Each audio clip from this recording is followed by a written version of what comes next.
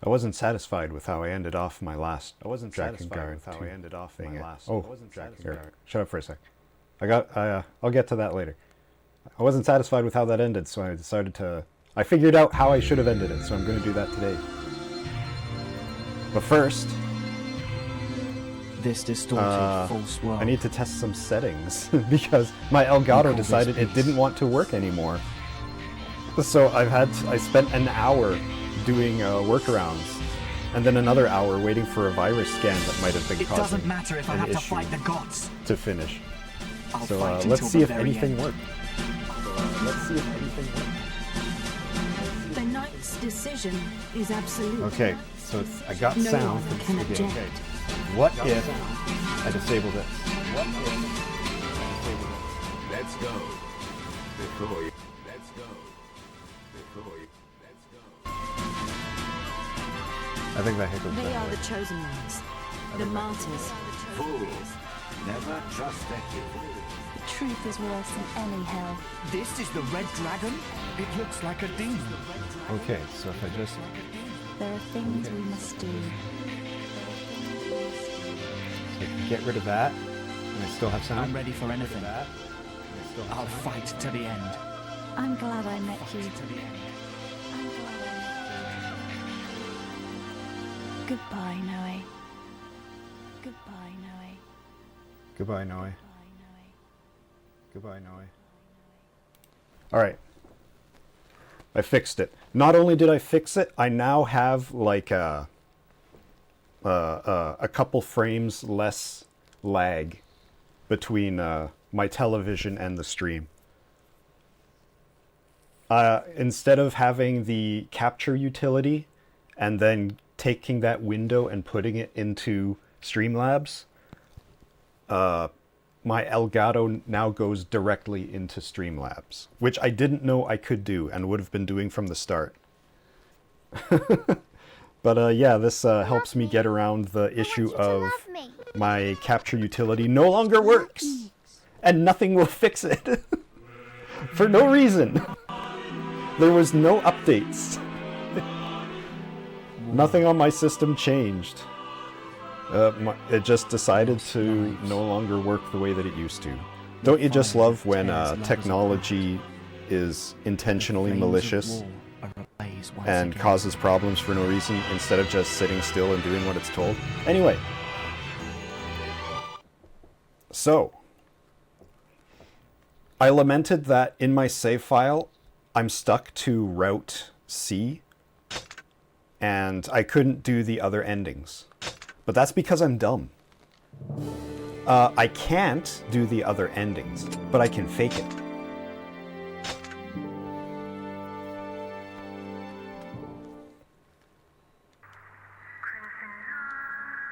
Okay, we're skipping this.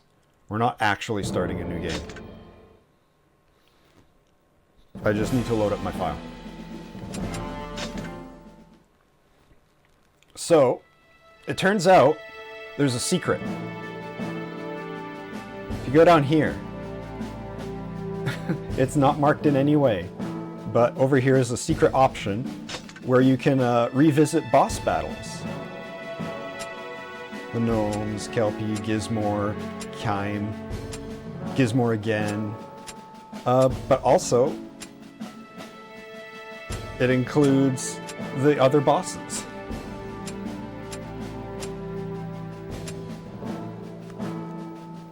So, alright, that's the mana in the other dimension. Bone Casket Ground. Oh man, this isn't just the puzzle boss, is it? Bone Casket Air.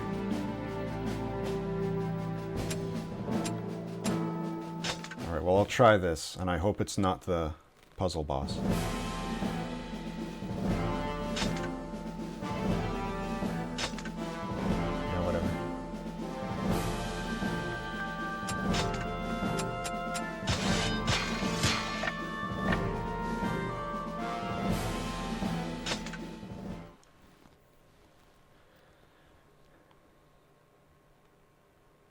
I didn't actually try this, I just realized I could. I'm about to rebel against the gods. They are false gods. When the Holy Dragon... Oh, this is just the... This will be our final battle. Although it's pretty funny to be in here in my chapter 1.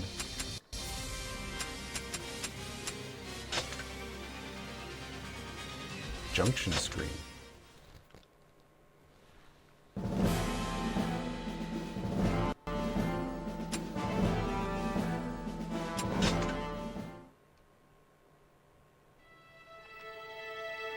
Alright. Well, let's see.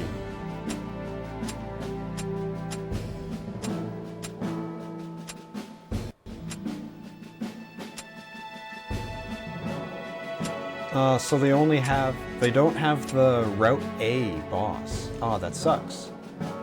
They got the Route B and the Route C boss. I guess it's because the Route A boss is just fighting Legna again. Well, anyway, we can also go here and go to the movie selector, which has all of the cutscenes, including the endings. Alright, so the Holy Dragons... Noe blasts energy from his smooch, and this is ending A that I otherwise could not show. Is everybody safe? Noe, Are you all right? I've surpassed my father. welcome back. The other dragons are fading. The past is over. We've cut it off. It's time for the future to begin. My lord, let's begin the sealing ceremony. Are you sure, Eris? Do you truly want to become a goddess? What did you say? Eris, tell me this isn't true. I didn't want anyone to know, especially you, Noe. Because the goddess of the seal cannot lead the life of an ordinary woman. Noe, I enjoyed serving the Knights of the Seal alongside you. It was fun. I'm not lying. It meant everything to me. But now that the world is in such a state, I must return to my mission. No. I'll be all right, Noe. This is what goddesses do. Besides, even if I could withstand the world's end, I could never endure losing you, Noe. I'll be the goddess of the seal from now on. I'm the only one who can become the final seal. One look into your eyes, and I knew you were a woman with a purpose. So, you were a goddess.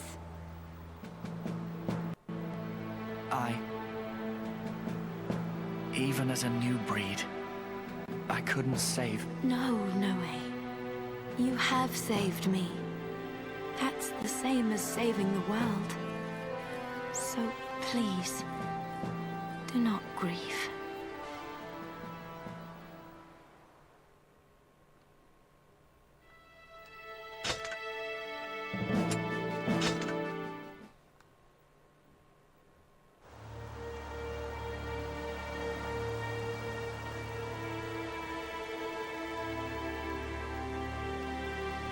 I wonder if people will say that peace has been restored. I disagree. The world is once again chained by the gods. No way. I cannot believe in a peace achieved through one woman's sacrifice. I know. But you also know that we have no other choice. Yes. But our future lies ahead of us. I'll wait for the day when Eris can lead the life of an ordinary woman again.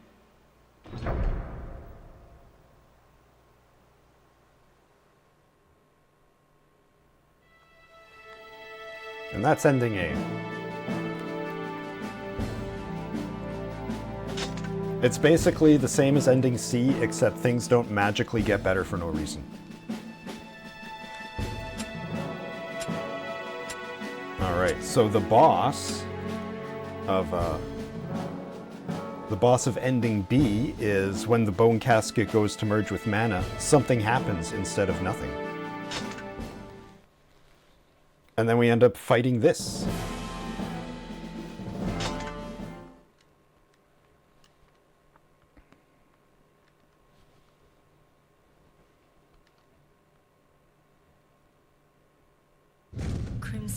Mana!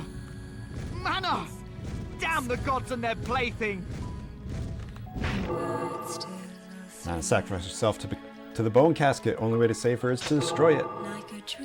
Destroy the bone casket.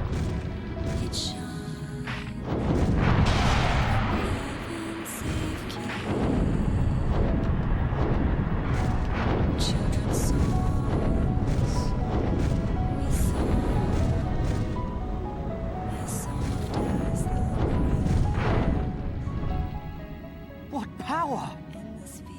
That girl is powerful. After all, she was powerful enough to bring the world to the brink 18 years ago. That was the past. Mana doesn't want to destroy the world. Either way, the gods are desperate. Desperate enough to use a human. This is our chance to defeat them. Damn! Isn't there any way to save her? I'm not even sure if her soul remains in her body. She might be an empty shell. No! Mana isn't a mere plaything of the gods. Mana is a human being. She deserves to live like one. What are you waiting for?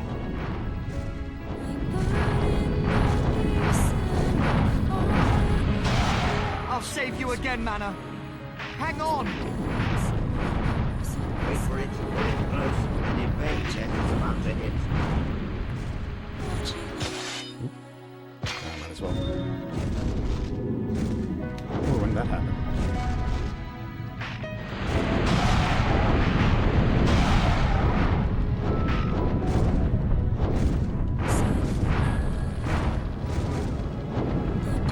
Mana, I failed to protect you again.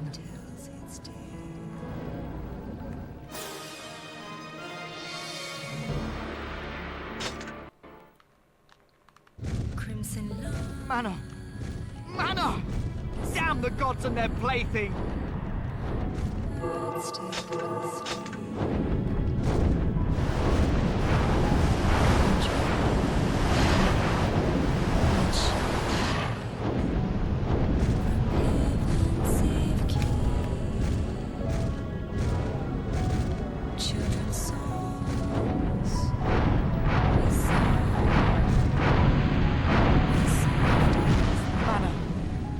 What was that? Protect you again.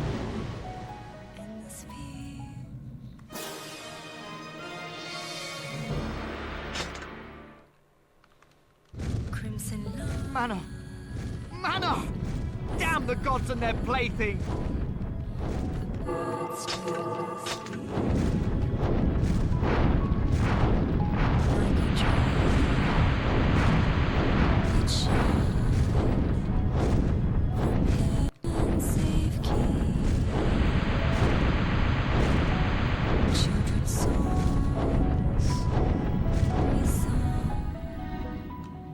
What power!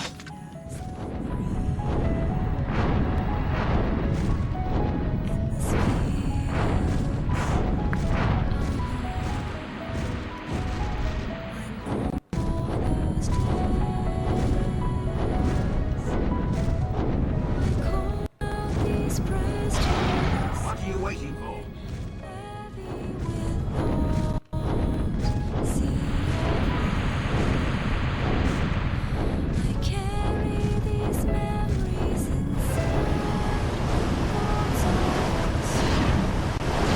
I'll save you again, Mana.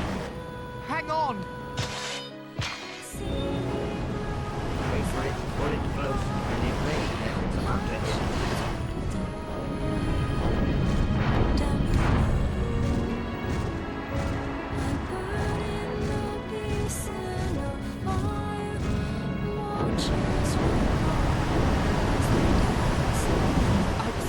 life to avenge Mana's death.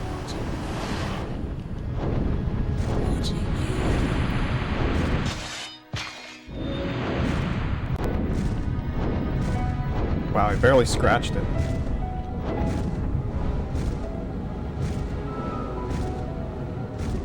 Can you lock on, please?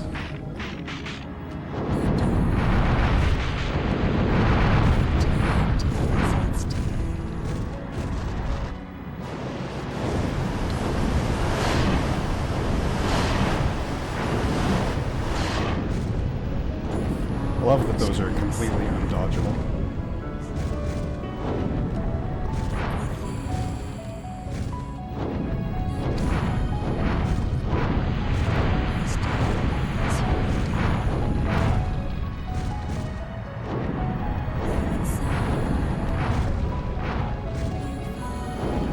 It doesn't matter to me what happened 18 years ago.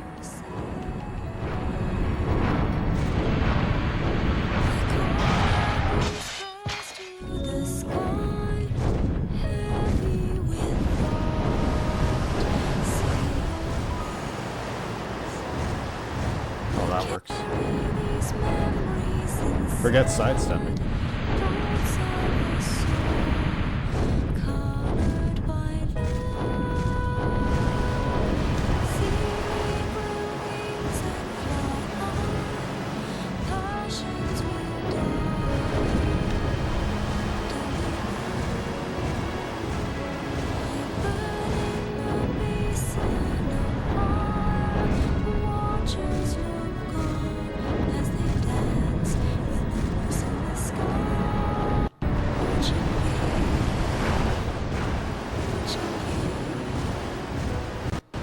The gods can burn me. I want to live with Mana.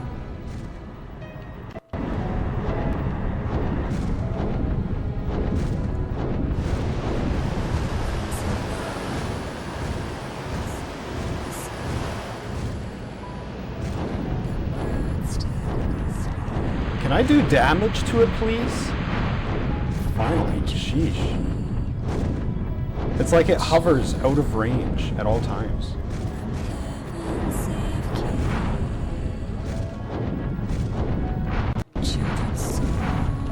Mana! I'll save you! Mana, I failed to protect you again. Alright, I learned some stuff. Mana! Mana! Damn the gods and their plaything!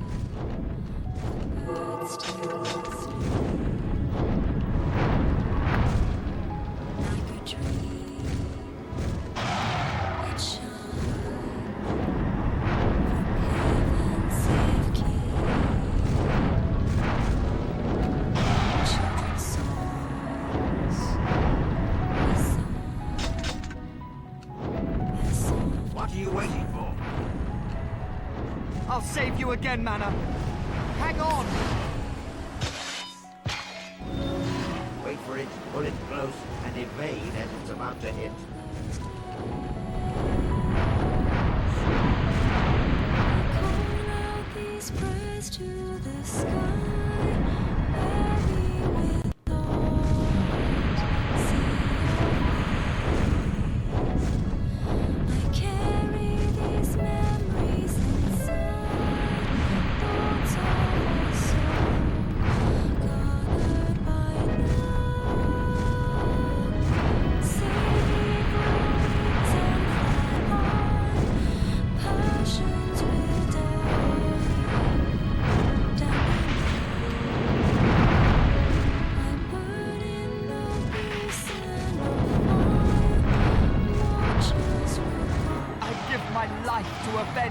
Oh my god, is it because I'm level 1 Legna?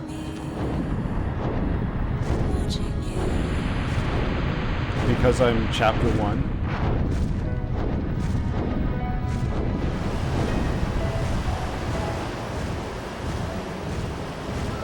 Oh, that's pretty rough.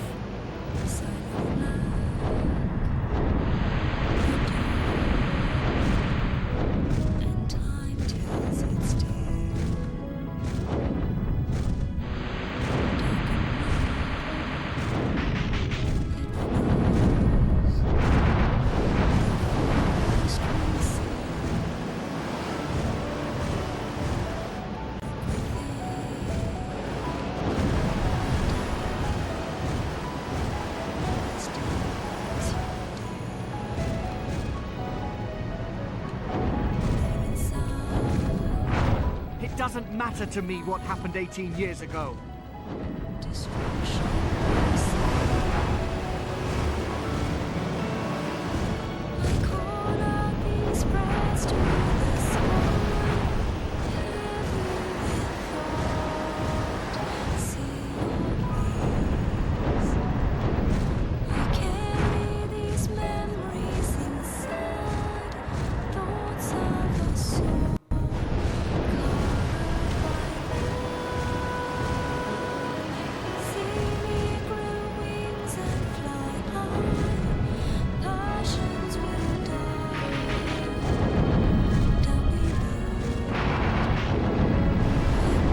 Mana, I'll save you!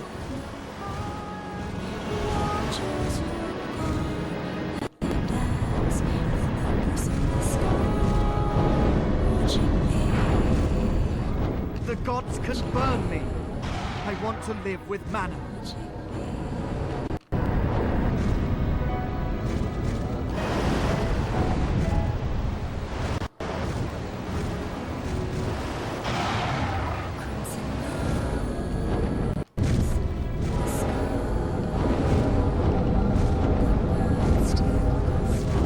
Mana, I failed Fuck to off. protect you again. I think this is going to be too hard with a level 1 dragon. Mana! Mana! Damn the gods and their plaything!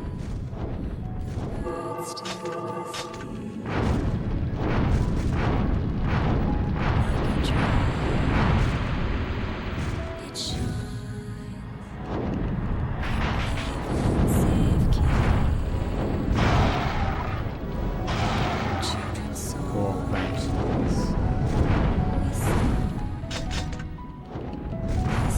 What are you waiting for? I'll save you again, Mana!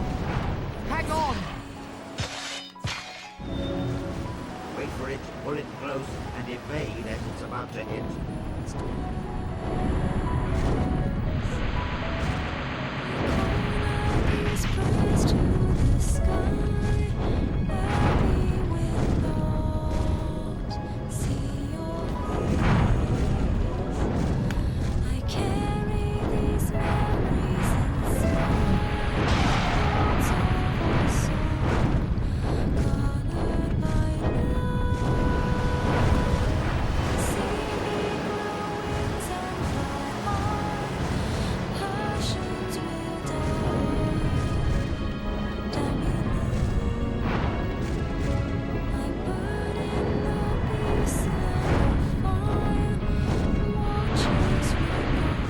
My life to avenge Mana's death.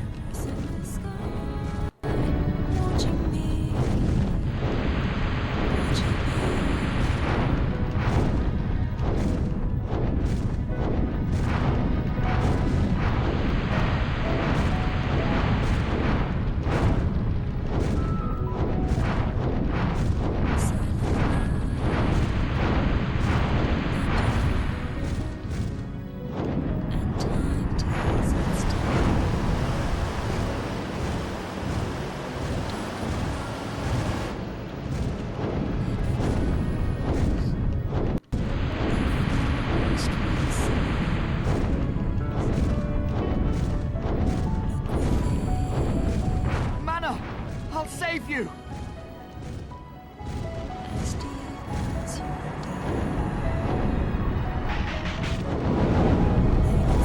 It doesn't matter to me what happened 18 years ago.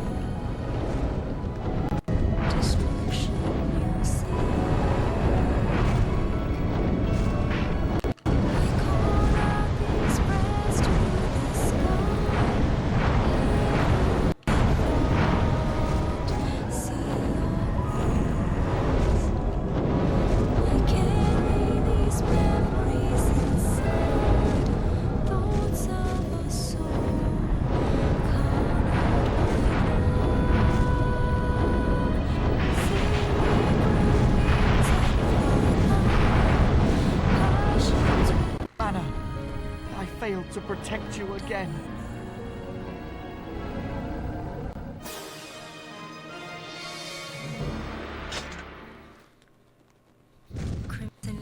Mana! Mana! Damn the gods and their plaything!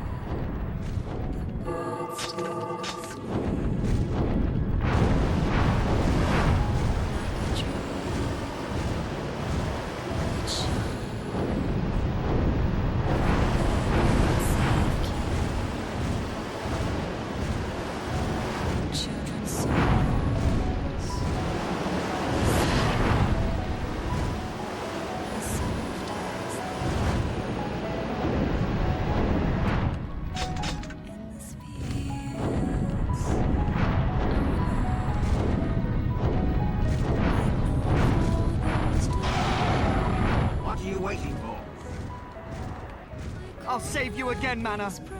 Hang on!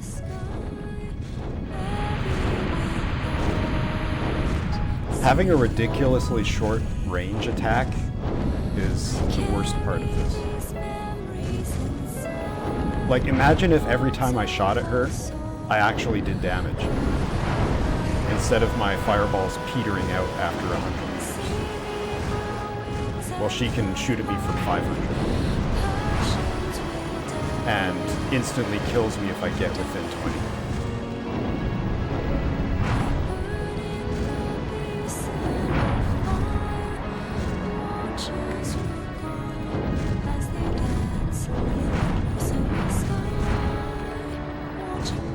I'd give my life to avenge Mana's death.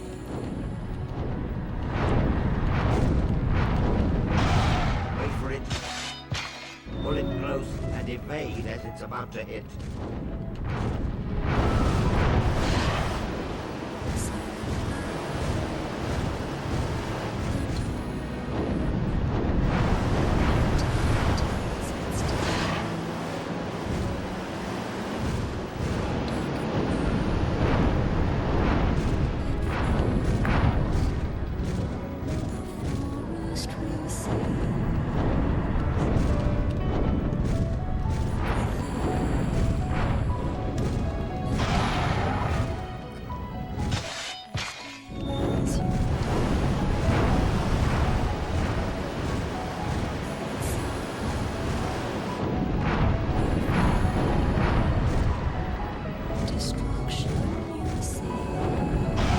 It doesn't matter to me what happened 18 years ago.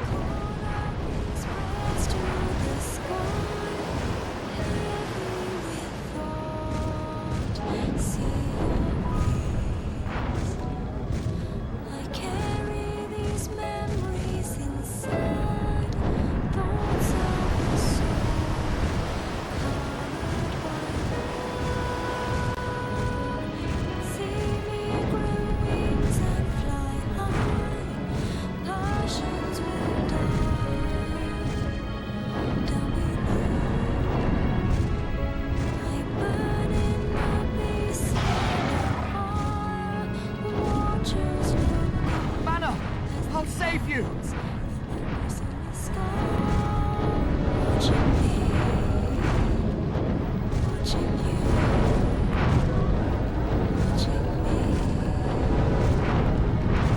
The gods can burn me. I want to live with Mana. Mana, I failed to protect you again. This is rough, man.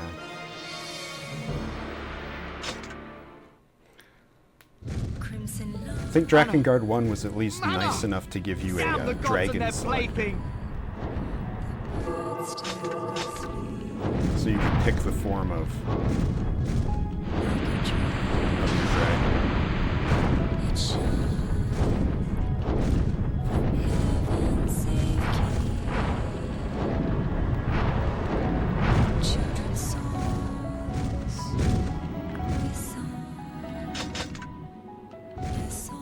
What are you waiting for?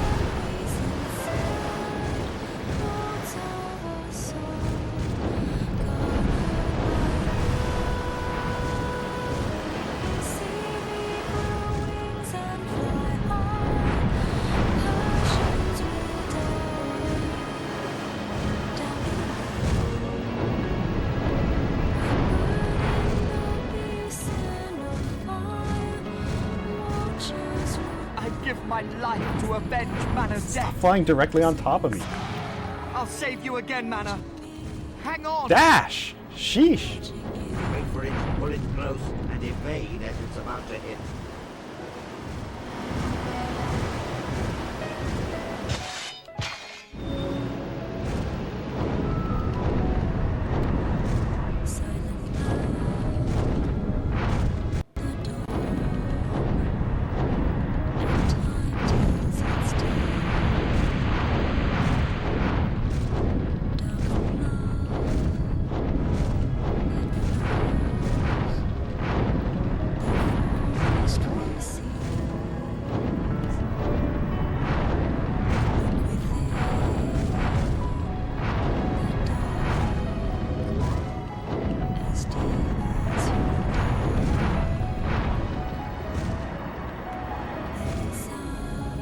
It doesn't matter to me what happened 18 years ago.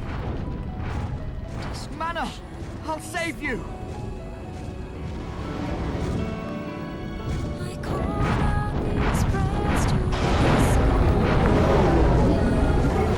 Mana, I couldn't get I out. failed to protect you again. Oh my god.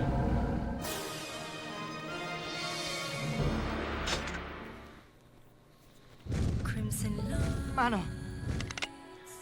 Mana! I'm starting to Damn the regret gods and this. their playthings. I should have just watched the endings. I honestly didn't consider that it would put me as a level 1 Legna who can't do nothing.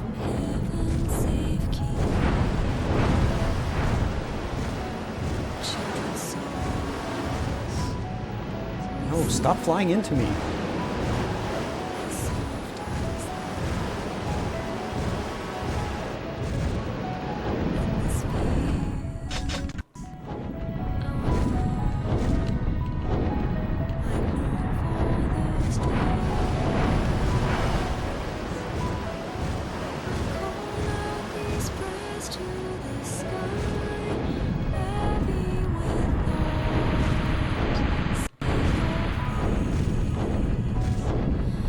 I shot 8 times and did 0 damage.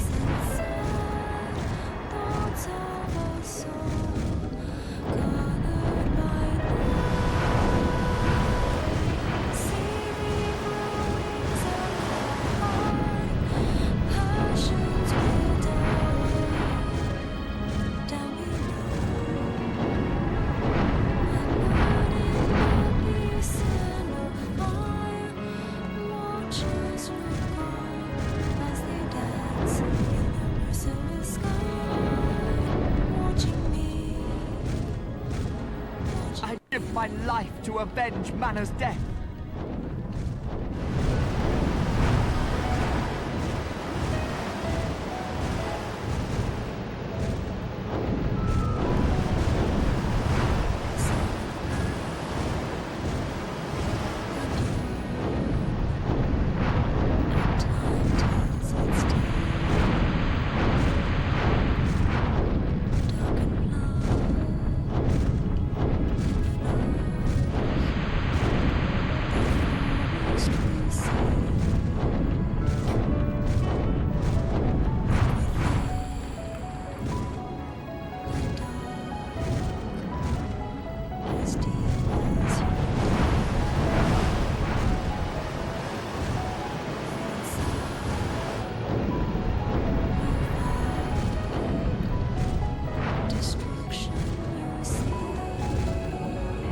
It doesn't matter to me what happened 18 years ago.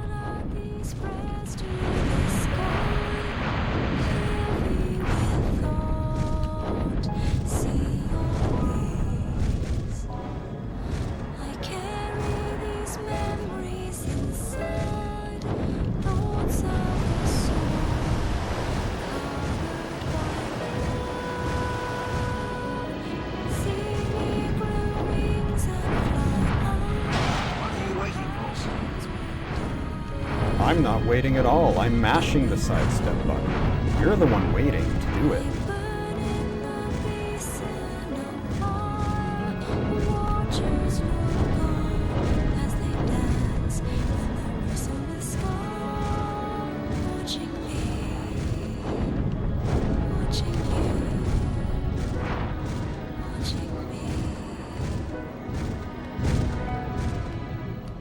gods can burn me.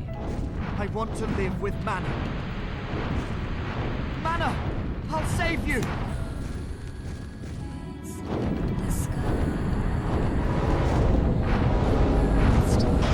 I'll save you again, Mana. Hang on. Not so close. Mana. Oh my god. I failed to protect you again. This takes so long, and I'm not even getting halfway. I've already been at this for half an hour, so you know what? I give up. I give up. I can't do that, unfortunately. Boy, what a what a disastrous stream. I just wanted to show off, oh yeah, here's the other boss. And it turns out it's unplayable when you're on chapter 1. Whoops.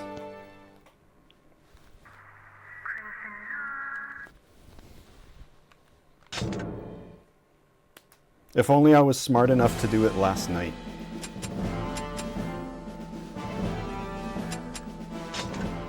Oh well.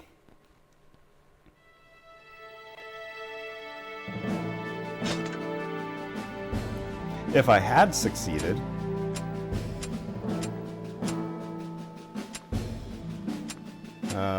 this is ending B. No way. Eris, you're safe. That woman. She saved me. I hated her. And yet, she... There's nothing you could have done. No way. I'm so sorry.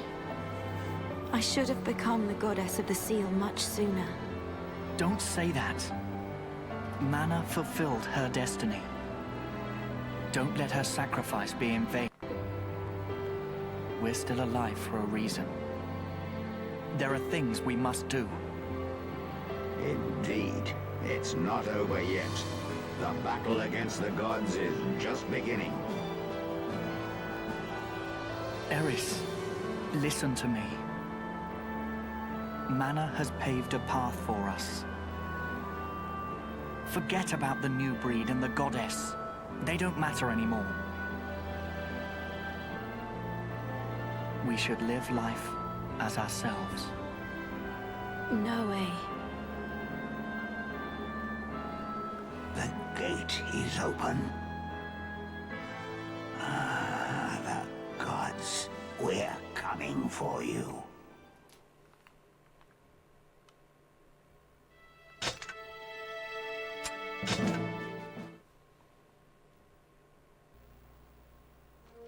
The dragons never forgot their history. They've lived to honor it. Now, they are about to surpass the gods. With the new breed as their weapon. If the world is truly to be free from the rule of the gods, I shall become a weapon. Do you think that's what Mana would have wanted? I don't suppose we'll ever know now. All we have left is war, and the desolation it leaves in its wake.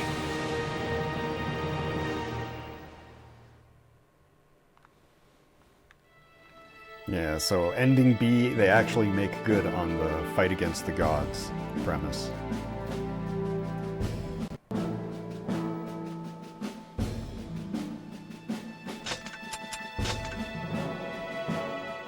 So ending A is Eris gets sacrificed as the new goddess of the seal and locked away in a castle. And Noe ends up with Mana. In ending B, Mana gets transformed into the final boss by the bone casket, and we have to kill her.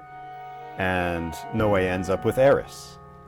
And then in ending C, everything just turns out okay for no reason, and Noe ends up with both of them. It's the harem ending.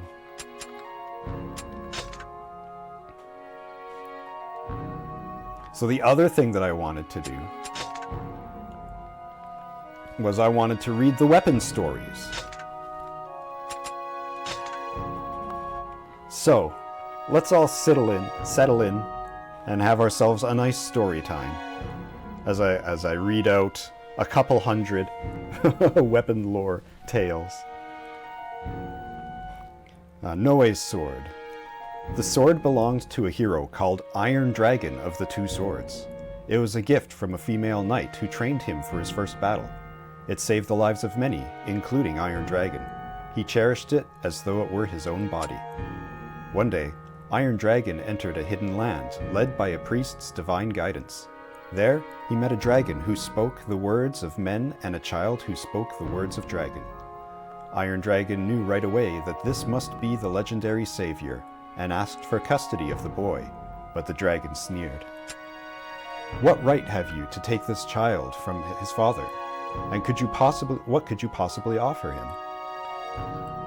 And Iron Dragon replied, "I shall become the child's father. Without knowledge of human ways, this child would grow to become a wingless dragon, a pointless creature.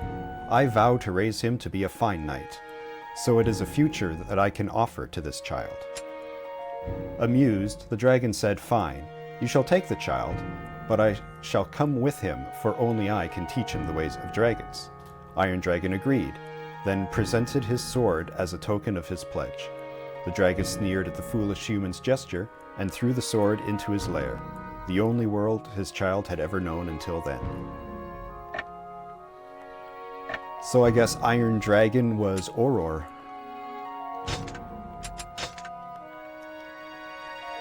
Oh, what's this? Auror's Falcon Blade?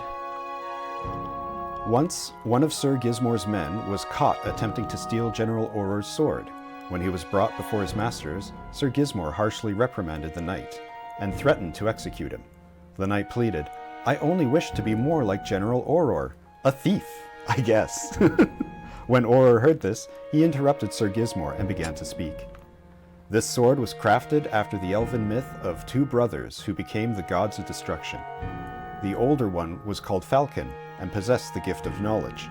The younger one was called Lion and possessed the gift of might. They fought in a war between humans and elves. Using their gifts, Falcon and Lion brought mankind to its knees. But with the end of the war, there was no one left to test their skills against, so they continued their quest for knowledge and power. Eventually, Falcon gained the knowledge of the universe, and Lion cracked open the earth and sky with his fists. The brothers had become the gods of destruction, and the elves had no choice but to seal them in heroes' time, using the lives and souls of millions. Your crime is the same as the brothers, but in the name of my sword, Gizmor, I beg you, spare this man. And so the knight was spared, but I never forgot the darkness I saw in Gizmor's eyes that day. Well, that wasn't really a story about the sword. That was a story about unrelated brothers. Auror's Lion Blade. Violence, death, ruin. 18 years ago, Auror was a general in the army of the Union and led his forces against the armies of the Empire. During one fateful battle, a catastrophe befell the world and lightning rained down from the skies, killing Auror's men where they stood. Loss, starvation, disease. The heroes saved the world from chaos, and the war ended quietly. But the wounds caused by the catastrophe were felt by mankind for many years to come. During that time, Auror traveled the world trying to bring hope to the people. Their pitiful plight broke his heart. Flags, armor, spears. Auror learned that the heroes had formed a band of knights, sealed the fire, and were now working to save the needy. Knowing that he could not save humanity alone, Auror willingly joined the knights. With knights under his command, he dedicated his life to saving as many people as possible. Death, love, hate. Caught up in the internal politics of the heroes, Auror lost his life. Gizmor was the culprit. However, Auror did not hate Gizmor for his crime. His love for humanity would not permit such hatred, even of his murderer. And so Auror remained true to his way of life until death.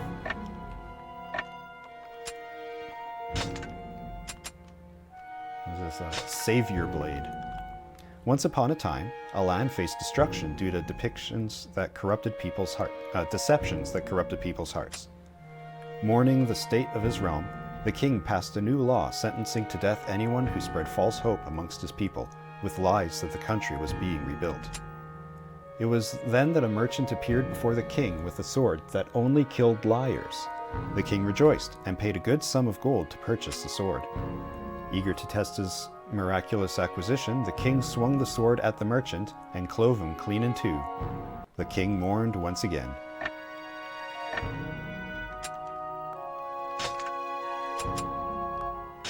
Evil Bronze's blade. In ancient times, there was a realm ruled under magic. The realm performed a ceremony each year to restore its magical protection. There, a shrine maiden would dance with this bronze blade. The bronze blade glowed with more radiance each year. A haunting purple light emanated from it whenever the shrine maiden danced. Strangely, the maiden's beauty did not fade with years, but rather, it intensified with age. The princess of the realm wondered if the bronze blade was the secret of the shrine maiden's preservation. In a fit of jealousy, she took the blade for herself and killed the maiden. And so the princess gained everlasting beauty. But without the maiden's magical protection, the land faded within a year, and the princess took her own life. Well, how do we know it was everlasting beauty if she died 1 year later? Thief's Secret. Many years ago, there was a mighty gang of bandits who made their living by doing dirty deeds dirt cheap for the rich and powerful. One of the founding members was a man named Left Eye. He was a valued lieutenant who specialized in intelligence gathering and other clandestine undertakings. Left Eye did not participate in battle. No one ever saw him draw his sword. It was a magic sword that brought riches to its owner. And Left Eye was indeed affluent. Being a lieutenant in unique talents, he was paid handsomely for his work and had amassed a sizable fortune over the years. One day, some of the younger bandits surrounded Left Eye. They told him that they were unhappy about the size of his share compared to theirs. In truth, however, they were after more than just their fair share. They were after old Left Eye's fortune. Reading their intentions, Left Eye finally drew his sword. Gone was the reserved man they all knew. Standing in his place, a bandit as fearsome as the ruthless young man who had founded the gang years before. It was over in a second. Left Eye walked away from the youngsters' bodies and told his old friends that he was leaving. Although they begged him to stay, he disappeared into the desert. Moonlit Beauty. Once upon a time, there lived a pedigreed gentleman whose excellence with the sword had won him as many duels as his handsome face had the hearts of young ladies. One night, during an evening walk, he came upon the most beautiful woman he had ever seen, standing in the moonlight beside a lake. Lost in her beauty, he stood there, entranced, and time seemed to him to stand still. Then suddenly, the woman let out a gasp and cried, "Why?" Her beautiful bosom was stained red with blood. Following her horrified gaze, the gentleman saw that his own sword was buried into the hilt of her chest. Buried to the hilt in her chest. The lake reflected the gentleman's smiling face. In his ears, he heard the echoes of his own voice whisper, "Now there's no one fairer than you in this world." The next day, the gentleman's body was found next to the lake. He had pierced his own heart with his sword.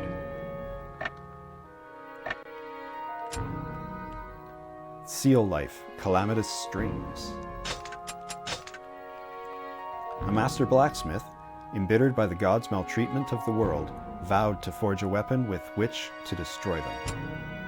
The power of the seal negates the power of the gods, and the seal derives its power from the goddess. So the blacksmith sealed the power of the goddess into his creation. The goddess lived for her love. She gave her body for the sake of her beloved. She was a fiery goddess. Sealed inside was fire, the spirit that nurtures the life of the red earth. Mage's Promise. There once was a man, strong of limb, who lived in a poor village. A caring fellow, he decided to join the army and earn a better life for his fellow villagers. Grateful for this gesture, they presented him with a silver club before his departure. To the kind-hearted man, the battlefield was hell itself. Stunned by the gruesome reality of war, he ran away before even swinging his club. Dejected, he returned to the village. He returned to the village to find it burned to the ground, his people massacred. Despairing, he cursed the heavens, cursed his weakness, and pleaded with the devil for more strength. Back on the battlefield, he swung his club with the blind fury of a wild animal. In the end, he split his own head open with it, and only the cursed club remained. King's blood. Whoops. King's blood. Once there lived two generals. One possessed supreme bravery, and the other possessed supreme intellect. The two men admired each other and trained together to become better soldiers, until one day, their hearts were stolen by this ancient sword, King's blood. They fought to decide who should own it. The battle for King's blood led to war. The brave general fought using what he called the Iron Guard formation, a strategy dependent on sheer effort and hardship. It had served him well throughout his glittering military career. The astute general, meanwhile, used strategies never before seen on the battlefield. No one knew who would prevail. The brave general's direct approach dominated at first, but as time passed, the astute general's ever-changing strategies began to turn the battle in his favor. So the brave general's army held on with dogged determination and managed, at length, to cancel out the astute general's advantage. The war had reached a stalemate. After the war, a villager visited the battlefield and said, "They were both great generals. If only their talents had not been so polarized. If only they had possessed a balance of might and intellect, we would have been spared the tragedies of war." Carrion Maker. The iron club was placed at the corner of the torture chamber. After prisoners had been subjected to every conceivable form of torture, it would make an appearance. With their bodies in mutilated ruins, victims longed for the iron club's fatal blow, and an end to the pain. From toothless mouths they would wail, the club, please show me the club." And, like a bloody angel, the iron club would come to answer their prayer. The weapon turned its victims into meat with a single crushing blow, then waited in silence for the next prayer. Caked in flesh and blood, it came to resemble the bodies it violated. Death Dance. Long ago, in a war-torn region where small nations constantly fought for supremacy, one country thrived under the leadership of a great hero. In time, he became an emperor and his armies conquered the neighboring lands. Exhausted by years of war, the conquered subjects of this new emperor welcomed his rule. The emperor held a feast from time to time. It was the one luxury he allowed himself. Disregarding the advice of his council, he would even entertain guests from enemy nations. That day, he had invited a beautiful dancer to perform for him. She hailed from a country which had resisted his conquest for several years. The dancer possessed such beauty and grace, she stole the emperor's heart in an instant. At the end of her performance, he applauded generously and ordered her to approach his throne so that he might reward her. As he reached out to hand her a priceless ring, she stabbed him through the heart with the sword she'd used in her dance. Bereft of its emperor, the empire soon crumbled, and the flames of war engulfed the region once again. War brought suffering and death to the people of every nation. The assassin's sword was lost, but its story and cruel legacy remains. Maiden's Kriss. A short sword lay at the corner of the altar in the shrine. During its construction, the sword was used to take the lives of sacrificial maidens, whose blood was offered to earn the blessing of the gods. The number of maidens sacrificed is the number of pillars. Each of the maidens, who died against their will, cursed the sword with their dying breath. Soon after the shrine's completion, the priests fell victim to disease and misfortune. One by one, their order dwindled, and the shrine was eventually abandoned in the wake of the war. Several hundred years later, the shrine still stood, resting on its forgotten altar. The cursed sword remained, casting an eerie light around the murdered maiden's tomb. Glory's Bane. Once upon a time, on a warm spring day, an evil dragon attacked a palace. He killed the royal family, the palace guard, and even the court jester, just because he felt like it. Satisfied with his work, the dragon settled down for a nap in the throne room, and it was then that a little girl walked in holding a sword. She shook the dragon awake. She asked, "Could you tell me where the king is, please? I have to kill him." Rather taken aback, the dragon replied, "I've already eaten him." Hearing this, the little girl bowed politely and said, "Thank you very much." Puzzled by her appreciation, the dragon asked, "Why do you thank me, little girl?" The girl replied, "The king you ate was not the true king. My dead mummy told me that he took the palace from my daddy. That's why I had to kill him and get my palace back." The little girl wasn't lying either. She really was the rightful heir to the throne. The girl continued, "Now I'm queen. I'm going to kill all the people who let my daddy die." The dragon laughed and said, "Very well, little queen. Then I shall bestow my power upon you and your sword." So they exchanged their beating hearts. Then the little girl took her sword, slaughtered everyone, and lived happily ever after. Hey, good for her. Hunter's Joy. A lord with a penchant. So, I've used this word many times, but I don't think I've ever actually uttered it aloud. I'm just going to go with that. A lord with a penchant for hunting once owned this sword.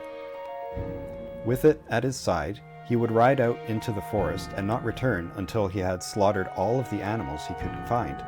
Several decades later, when the lord's grandson inherited the title, he also inherited the sword. Hey, you know what? Part of my fix to my stream setup to get my capture to work again means I also have desktop audio now. I don't get duplicated audio from the game coming through my speakers. So now I can actually listen to noises on my computer. Such as text-to-speech.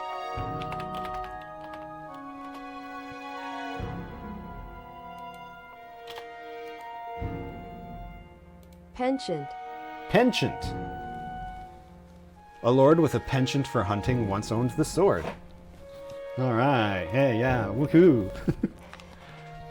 All right. That makes me feel a little better about the disaster of this morning so far. The new lord was a gentle soul and wasn't fond of hunting until the day he found this sword among his grandfather's possessions. From then on, his interest grew, and he began to make frequent hunting trips. As the months passed, the young lord's behavior became more and more eccentric. He would lick the food off his plate, and was sometimes seen walking on all fours around the castle. Then one day, he disappeared. No one knew what had become of him. Only that a beastly roaring could be heard echoing from deep within the castle dungeons. It is said that it can still be heard to this day. I had a brief thought that hey, wouldn't it be cool to take all of these weapon stories and combine them into one RPG campaign setting for D&D or something? But all of them are about lords and kings, and I don't want a campaign that's nothing but it's 60 different lords and nobody else. And one bandit. And generals and stuff like that. Flamberge. As the dragon faced certain death, he lamented. Why had he tried to save the life of a wretched human child, only to fly straight into the trap of dragon hunters? With his consciousness fading, the dragon thought he saw a man fighting. When he woke, the man was treating his wounds. The man who saved the dragon's life aspired to become king. The dragon was not interested in such matters, but thought that he would make a fine ruler. Suddenly, an arrow pierced the man's chest. The dragon hunters had called in reinforcements. Critically injured, he groaned and fell to his knees. Struggling to his feet, the man fought back bravely, but his wounds was slowing him down. Just as it seemed he was about to be overwhelmed, The sound of tearing flesh filled the air. The dragon had torn out its own tongue. Then the man pierced the tongue with his sword. A wall of flames spilled out, burning the dragon hunters to ash. I'd hate to sacrifice myself for a mere human, but I do not wish to live with your death on my conscience, said the dragon, as he closed his eyes. At that moment, a bond that transcended species was forged. With Flamberge in his hand, the man later became king.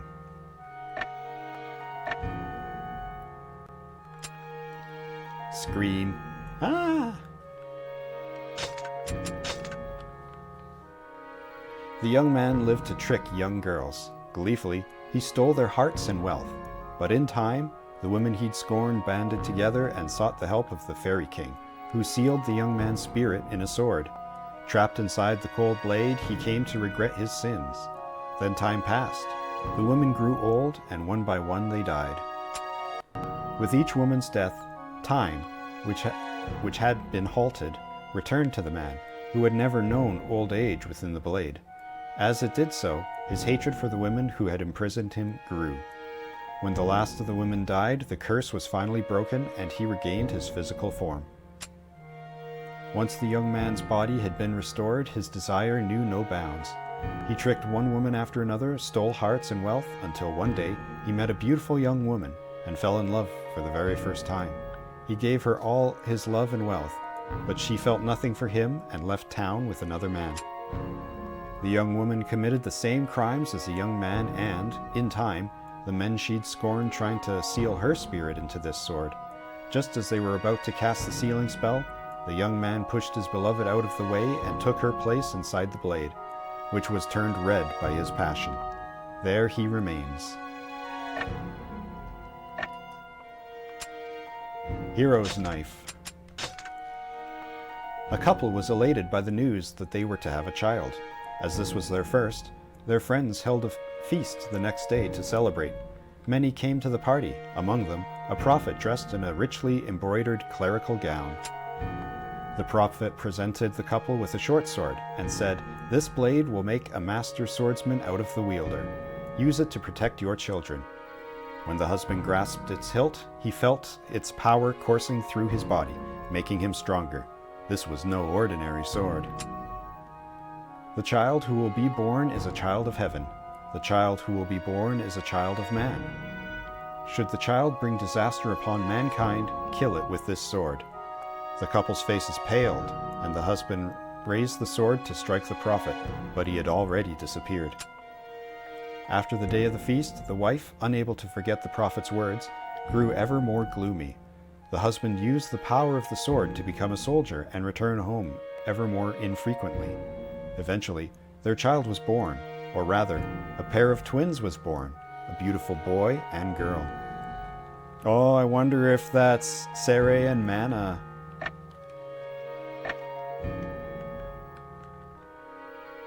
Alright, Noe's longsword. A gift from the previous general, Noe received this sword on the day he joined the knights as a trainee. Since taking him in from the wild, General Auror had seen Noe's human father teaching him the ways of men, or had been Noe's human father. Auror was a strong and generous man whose skill with the sword was without equal. He was Noe's hero. Mocked by some as a wild beast, Noe dreamed of one day becoming as strong and generous a human being as his adoptive father. Cherishing that dream, he trained every day with his sword and lived the life of a knight. During Noe's first battle, Auror saved his life. The cruel reality of war, all noise and blood and death, was too much for the young Noe to take in. He stood transfixed, frozen with fear. Seeing this, Auror rushed to his son's side and commanded Noe to listen carefully to his words. The sword takes life, but it also saves the lives of your friends. What matters is the will of the one who holds the sword. So, would Noe use this sword to take life or save it? Neither the sword nor Auror could answer that question. Seal Blade, Calamitous Melody. A master blacksmith, embittered by the gods' maltreatment of the world, vowed to forge a weapon with which to destroy them. The power of the seal negates the power of the gods, and the seal derives its power from the goddess. So the blacksmith sealed the power of the goddess into his creation. She was a goddess whose heart concealed a forbidden love. She was a pure goddess. Sealed inside was life. Oh, okay. Pitch black. This is Gizmor's sword. There once lived a man to whom killing was as essential to life as breathing. There was no special reason why he murdered. He was not driven by bloodlust. It was only that murder was all he knew. One day, he encountered a group of thugs who had surrounded a helpless girl. As usual, he murdered every last one of them without hesitation. When he turned to kill the girl, he found her thanking him with tears in her eyes. It was the first time that anyone had ever thanked him for what he had done. As he looked at her, he finally realized that his actions had meaning and purpose. Smiling, with happiness in his heart, he brought his sword down on the young girl's head. With kindness in his eyes, he paused for a moment to watch the pool of blood expanding around her crumpled form, before leaving the scene feeling greatly fulfilled. Calf Carver. There once was an extremely valiant and intelligent general. Tales of his bravery spread far and wide, and the streets echoed with his name. The king felt threatened by his general's popularity. He arrested the general without reason, and threw him into a dungeon deep inside the castle. The dungeon was known to drive its captives insane within 3 days. 3 years later, the king visited the dungeon. There he saw the general, both of his legs rotted away, glaring back at him with unchanged intensity. The general's stare enraged the king, and wondering why he hadn't done so 3 years before, he drew his sword and prepared to deal the finishing blow. Just before the point of the king's sword could pierce the general's heart, he produced a sword from the pile of rags behind him and stabbed the tyrant, killing him instantly. He had fashioned the sword from the bones of his own legs, which he had amputated for this purpose. The general went on to become a noble and just king.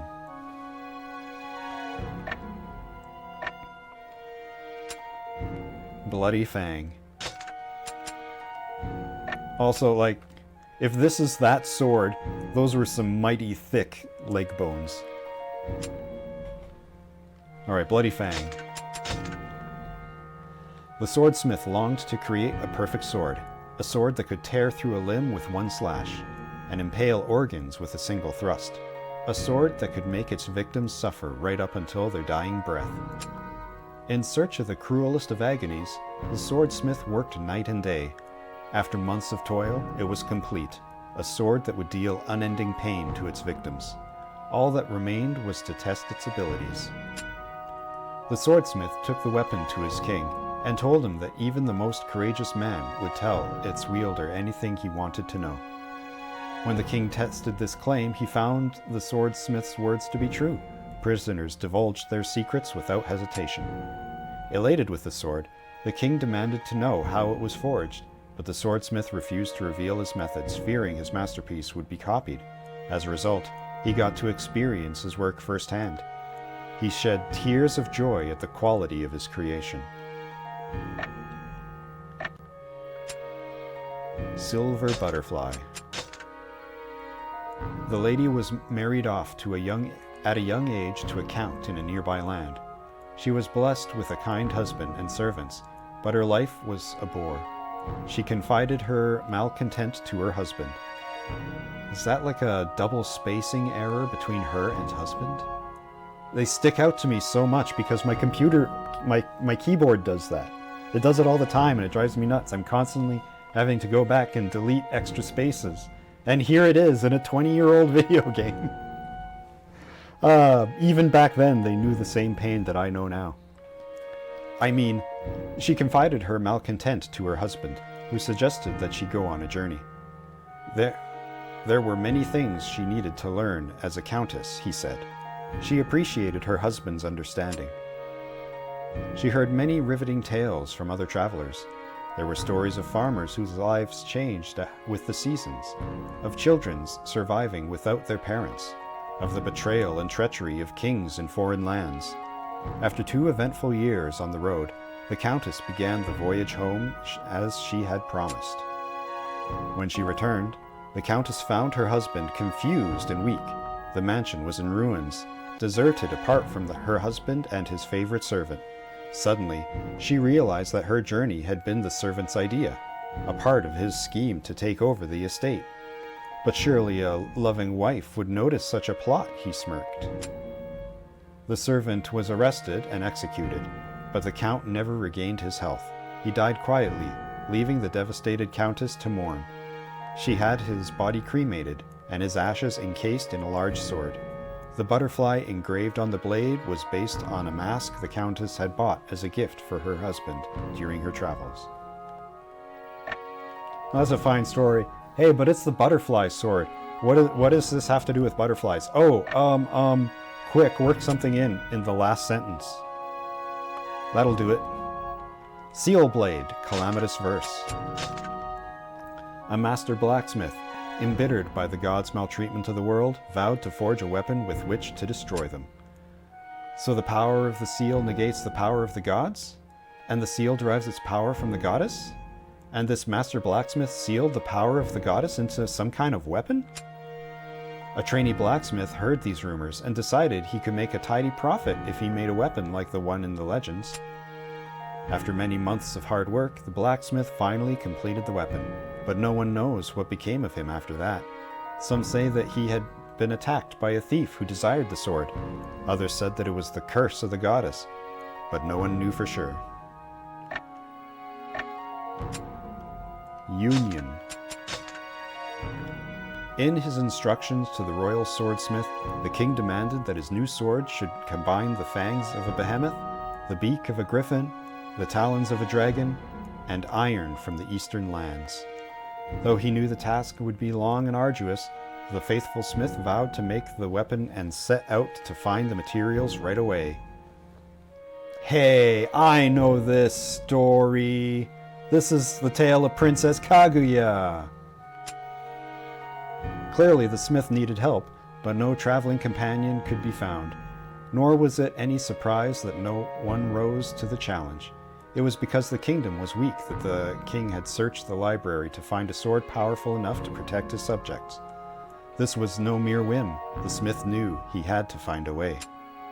So the swordsmith traveled alone, but 2 months passed without any progress. Navigating the monster-infested wilderness was proving to be difficult, and he was close to despair. It was then that a hero of the time had happened to pass by, and, after listening to the smith's tale, he agreed to lend a much-needed hand. The two fought on together. After countless adventures, the faithful smith forged the king's sword. Sadly, it did not possess as much power as the king had hoped, but he was still elated with it. Using the power of the sword, the king kept the monsters at bay and continued to rule the land. The smith was duly knighted and served his king for many happy years. Well, okay, so it's not exactly that. It's got the same setup, though, where it's like, hey, go find me these 4 legendary ingredients. Like, what is it? Like a certain bird egg, a certain, like, golden tree or something. Anyway. Injustice. Hold on. I'm actually going to take some water. I can feel my throat changing shape the more I speak.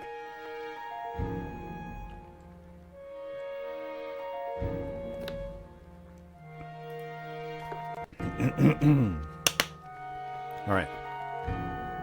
Injustice. Generations of heroes carried this sword as the symbol of freedom. To carry the sword, and to win acclaim as heroes, they had to shed much blood. With this sword in hand, the heroes invaded foreign lands in the name of freedom. Their soldiers looted the lands, and many innocent people died. The sword was later stolen by a bandit and sold to a warmongering general. Subsequently, he too invaded neighboring kingdoms in the name of freedom. his soldiers looted the lands, and many more innocent people died. After each war, the sword changed hands. To this day, one could find a hero wielding it in the name of freedom. Kaim's sword! 18 years ago, when the world faced destruction, a human and a dragon dared to fight the gods. In the end, the dragon gave her life to save the world. Left behind, the man wandered the desolate lands, his heart full of sorrow. Accompanying him on his journey was the very girl who brought mankind to the brink of extinction.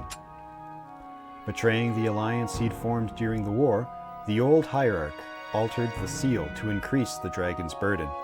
When the wandering man felt the dragon's agony, the girl sensed his distress and made her escape.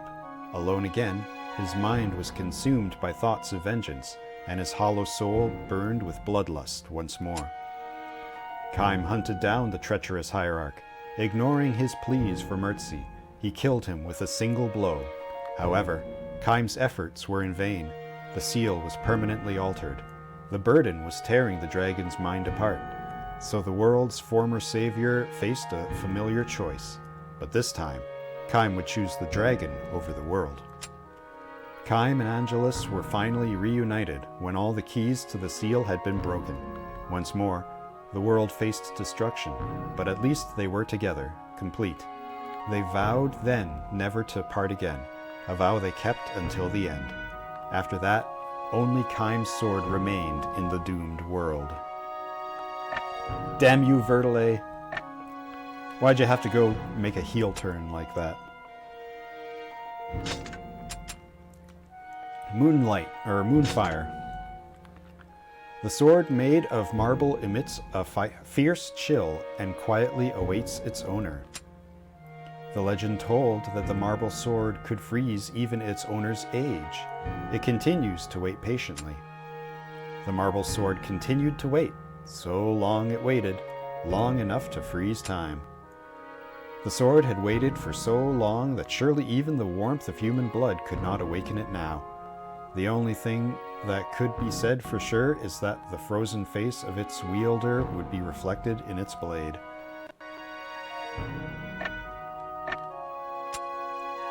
Takamasa. After a lengthy war, the warrior finally captured Takamasa from his enemy, a mere fugitive. The fugitive's skills were no match for his own, but as soon as their swords crossed, the warrior blade broke in two. Risking his life, the warrior allowed the fugitive to plunge Takamasa into his shoulder. Inching agonizingly down its blade, he advanced and stabbed his enemy to death with the broken sword. "Let him cut my flesh, I shall break his bones." Takamasa responded well to the warrior's philosopher. Armed with the legendary blade, he became a renowned hero. One day, he was ordered to kill a demon with the strength of 100 men and a body like steel. Showing no sign of fear, the warrior approached the demon and challenged it to strike him. Laughing at this folly, it shattered his body with a single mighty punch. But even as it did so, Takamasa pierced its scaly throat, killing it instantly. "Let him break my bones, and I shall take his life." The warrior's spirit lived on inside the sword. Skald's Song. In a cold land to the north, there lived two sisters who loved each other very much. They made their living as blacksmiths and owned a little workshop in the village. One day they were working hard as usual when a villager ran in and told them that their mother, who had been missing since they were little, had been found. The sisters' mother was trapped inside a glacier on top of a mountain, as beautiful as the day she disappeared. The sisters tried to destroy the glacier, but none of their smithing tools could make any impression on the iron-hard glacial ice. When nothing else showed any signs of working, one of the sisters said, "Sister, how about one of our swords?" So they took their finest creation, Skald's Song, and swung it at the glacier. As the blade touched the ice, there was a mighty explosion, and the sisters found themselves in the loving arms of their long-lost mother. How you've both grown, their mother had survived. Their mother had survived inside the glacier for all that time. The sisters cried tears of joy and talked to their mother for days on end. When they finally got up to leave, their mother made no attempt to stop them. They were, after all, smiths who commanded fire. That was a strange end. And it had nothing to do with skalds.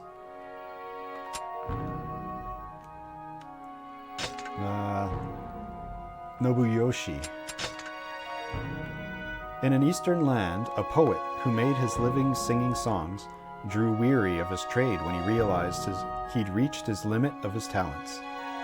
While contemplating what else he might do with his life, he saw a beautiful sword in the window of a pawn shop. Enchanted by its crimson blade, he bought the sword and took it home. That night, he slept with the sword by his side. As he began to dream, an imp appeared and demanded a trade. He said that if the poet gave up his name, the imp would give him talent in return. The poet gave his name to the imp without a second thought. In return, he received a beautiful body and an exquisite talent for songs overnight. But without a name, the beautiful poet lost more and more of his humanity as days went by. One fateful morning, he awoke to find that he'd turned into an imp. Fearing to be seen in the world of men, he fled and was never seen again. He left behind the beautiful sword, now granted a name. Slaughterism. What has happened to me? Every time I wield this sword, every time I see blood pour out of my victim's neck, I'm overwhelmed with unspeakable joy. Crimson blood paints the streets red. It stains my pale body scarlet. Its vivid hue is burned into my eyes and won't leave my mind. Blood, blood, blood, blood. The blood gushes out with a happy splash. When it's all gone, I'm sad, so I find new flesh and tear it up. It's best when it's warm, but I like it cold too. When it's dry, it's not so red, which isn't much fun, but it's still blood, so I still like it very, very much. Blood, blood, blood, blood. Bloody, bloody, bloody blood. Crimson blood. Bloody red. Red, crimson, scarlet. All right. Soldier's sword. This sword was forged by a tribe using a closely guarded secret technique. In order to maintain secrecy, a daughter of the tribe was forced to kill her lover, whom the elders suspected of spying for a neighboring tribe. She committed suicide soon after. The tribe's secrecy was maintained, but it came at a high price. Paranoia gradually spread, and the tribe began to punish and torture its own. They blackmailed each other, and soon all order was lost. The torture methods were cruel. Some died of having melted iron poured in their mouths, and others simply lost their minds from the trauma of the ordeal. When all trust was lost within the tribe, they began to murder one another, and in a matter of days they had wiped themselves out. And so their secret technique remained a secret for all time, just as they had wished. Really? That's the story for a generic soldier's sword? Alright, what kind of monstrosities did the guard's sword get up to? The man who wielded this sword used to belong to the Knights of the Seal. His rank placed him directly above the one they called Drakengard. The knight challenged the Drakengard to a duel, scheming to halt the young knight's stratospheric rise through the ranks and earn himself a reputation in the bargain. However, the Drakengard easily defeated the knight. Humiliated, he trained night and day and won promotion to platoon commander. While he was on duty with his platoon, a traitor known as the One-Eyed Man attacked them and massacred half of their number without breaking a sweat. Terrified, the knight fled from the battle, abandoning his friends to their fate. He could never return to the order after deserting them in their time of need. Stripped of his rank, and having even lost his sword, he wandered into the wilderness and was never seen again. The Captured Goddess. A long, long time ago, a young girl regained consciousness in a small, dark space. Thick with the stench of blood, she couldn't move her arms, her legs, or even her mouth. The only thing she could do was stare into the darkness with wide open eyes. The last light the girl had seen was the fire that burned with people as its fuel. Its awful glow had illuminated the hands crawling all over her. After that, she had felt something cold pierce her body many, many times, and then blackness. That was all she could remember. What am I? Suddenly, the girl was freed from the darkness. The starry sky opened before her dazed view, its faint light too bright. Desperately, she moved her eyes, searching to see herself, but the familiar lines of her body were gone. In their place, a ruined mass of blood and quivering flesh. The girl let out a voiceless scream. As she did so, a black shadow obscured the stars. A monster with long fangs was kneeling over her, lowering its gruesome maw towards her face. In a moment of white agony, her ruined flesh contorted into a sword and lunged at the monster's head, stabbing it between the eyes. Well, that's a weird one. That's like the most Lovecraftian weapon story that I've ever read. Inuart's Longsword. In solitary confinement somewhere in the desert, a man was tied to a stake. He had fought to protect the one he loved, but lacked the strength to save her, and stood on the brink of despair. He could remember her smile, but her smiles were directed at her brother. Drifting in and out of consciousness, he was about to accept his fate when a girl appeared before him. Her eyes were a deep crimson and glistened like rubies. He smiled like the pretty little girl that she was, but spoke in a strange voice. It was not the voice of neither a child nor an adult. If only I had more strength. Her crimson eyes peered into the weak man's mind. He became the girl's servant. Beyond that, he could not remember. The only thing he could remember was seeing his beloved kill herself in front of him, then standing before the seed of destruction. 18 years later, the man's long sword now belonged to a boy raised by a dragon. The sword was used to fight his lover's brother, the one-eyed man. Standing beside the boy was the girl with crimson eyes, now a grown woman. Their tale of life, death, and tangled relations was told for generations.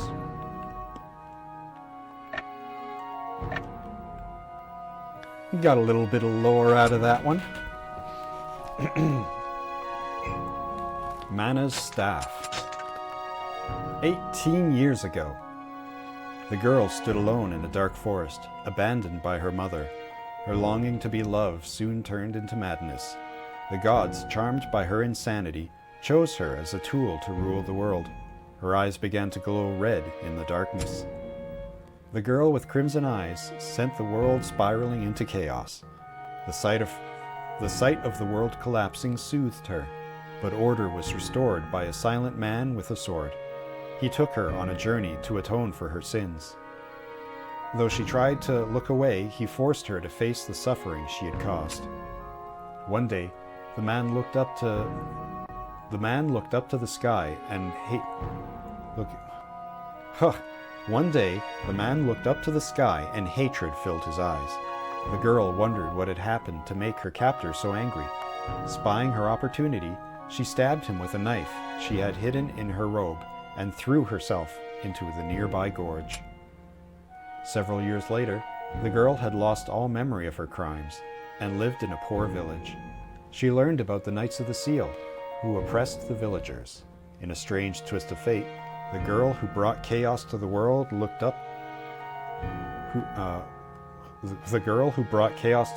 took up this staff and began to destroy the seals once again.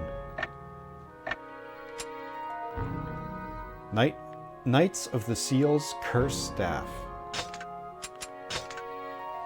Back when General Auror still lived, there was a magician who was assigned to protect the district of Soulflame. He possessed the ability to control fire.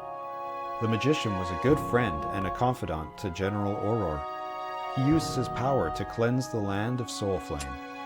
After Auror was killed by an enemy, the magician left the knights. He did not take kindly to the new general's methods. Acutely aware of the plight of his former wards, he returned to the district to ease the suffering of the oppressed.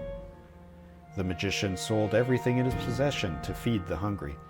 He even sold weapons, which were crucial to his use of magic.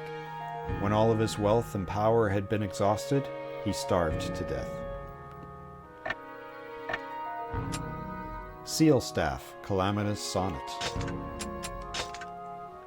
A master blacksmith, embittered by the gods' maltreatment of the world, vowed to forge a weapon with which to destroy them. The power of the seal negates the power of the gods, and the seal derives its power from the goddess. So the blacksmith sealed the power of the goddess into his creation. She was a goddess who lived for her depraved love, and was fated to die for it. She was a noble goddess. Sealed inside was water, the power to make life.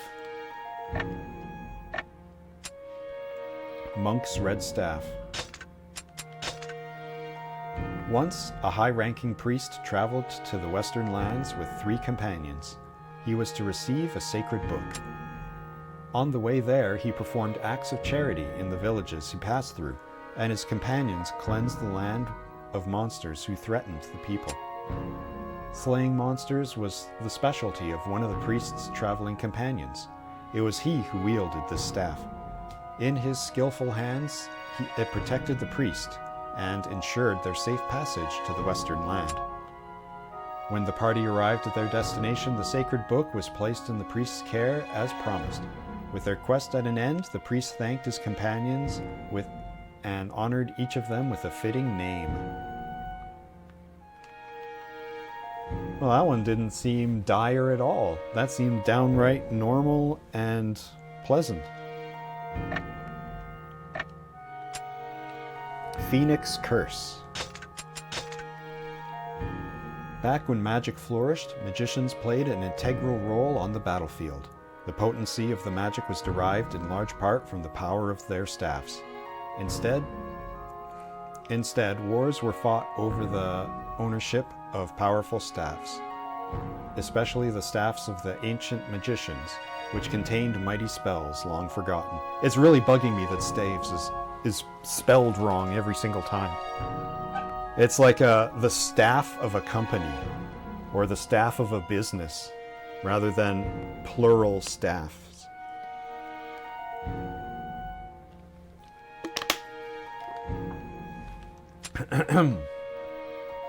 At around that time, a magician found a staff buried in some ancient ruins. Although he was not especially gifted using the staff's power, he was capable of unimaginable feats and soared up through the ranks of his army. Within a year, he sat at the general's right hand. The magician's power knew no bounds on the battlefield, and he became very influential. Then one day, an identical staff was found in the same ancient ruins, with hundreds more like it. In a matter of months, every kingdom had acquired one, and the war raged on with renewed ferocity. The magician who wielded the original staff had relied upon its power and neglected to train. The other magicians were different. With their finely honed skills and the power of the staff combined, they easily defeated their lazy counterpart. By the year's end, he had been demoted to the rank of a mere soldier. Obscurity beckoned. Northern Siren. To a tiny pub in a northern port, a pretty young girl visited. Beautiful skin, alluring voice, all the men fell in love. She only carried with her a staff. She said she would sing. Men gathered to see the girl, squeezed into the little pub. The girl sang songs of the ocean. The men listened to her voice. They all tried to win her heart, but she would say, "No, not you." 1 month later, a traveler visited the pub, where the girl now worked. Innocent eyes, handsome face, his smile was so charming. She knew what she had to do. She told him that he was the one. Next day, the girl left with the boy, leaving only her staff and a letter. The staff was a token of thanks. The letter said, "I'm an ocean spirit, and it was time I went home." Men sang, "You could have said!"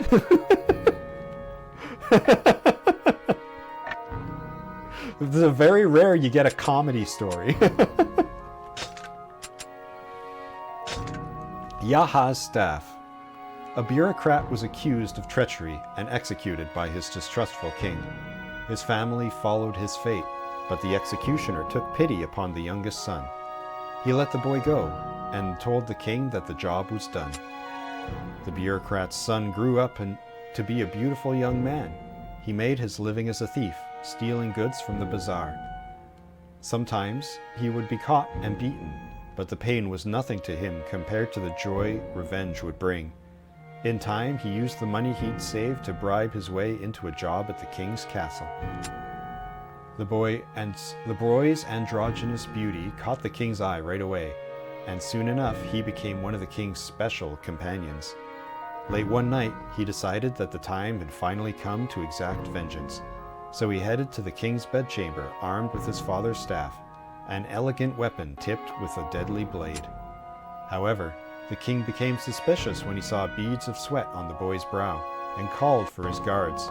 As they converged on him, the boy cut his own throat to the tune of the king's victorious laughter. Perhaps it was fate that Lieutenant Yaha, whose own beauty had shaped his twisted destiny, would eventually own this staff.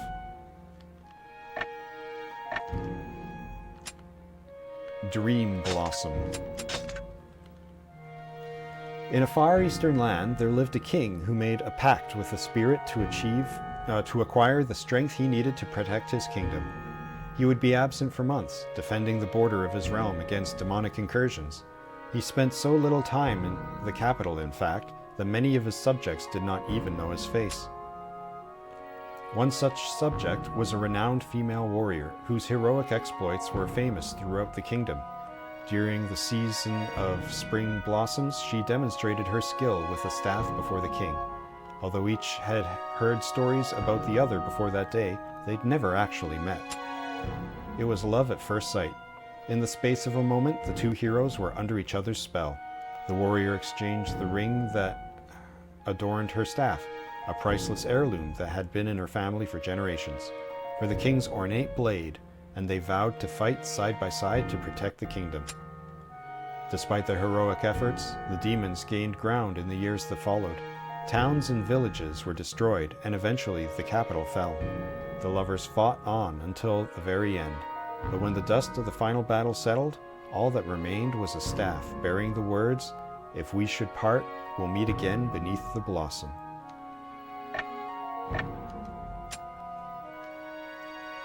Wisdom. During his journey south, a priest stopped off at a poor, nameless village, far from civilization. Although he was famous for his wisdom and could see for 1,000 miles, he was just another traveler to the people of the remote settlement. But nonetheless, the villagers gave the traveling priest a very warm welcome. Moved by their heartfelt hospitality, he presented them with a staff as a token of his appreciation. The staff held miraculous powers. As the priest watched the villagers' faces light up at the gift, he prayed that their lives would be filled with happiness. However, the villagers gave the staff to a traveler with a bad back. When the priest heard of this, he realized that the villagers' lives were already as happy as they could be. Their contentment was a greater gift than even his staff. Magi's Sorrow. The stone set on this staff possesses the soul of a gifted young magician. An ordinary human life did not interest this boy. In search of a higher spiritual place, he summoned all of his strength and turned himself into a stone, wishing to live in this world forever. One day, he learned that his owner was a beautiful stateswoman. He loved her so, but as time passed, she grew old and died. Even the streets and houses and trees that he loved inevitably grew old too and turned to dust. Sorrow consumed him. As a stone, the young magician would watch people's happiness as well as their own misfortune. But as a stone, he could not share in their joy or lend them a helpful hand. All he could do was mourn alone. Will the boy ever be released from the burden of his rashly garnered immortality?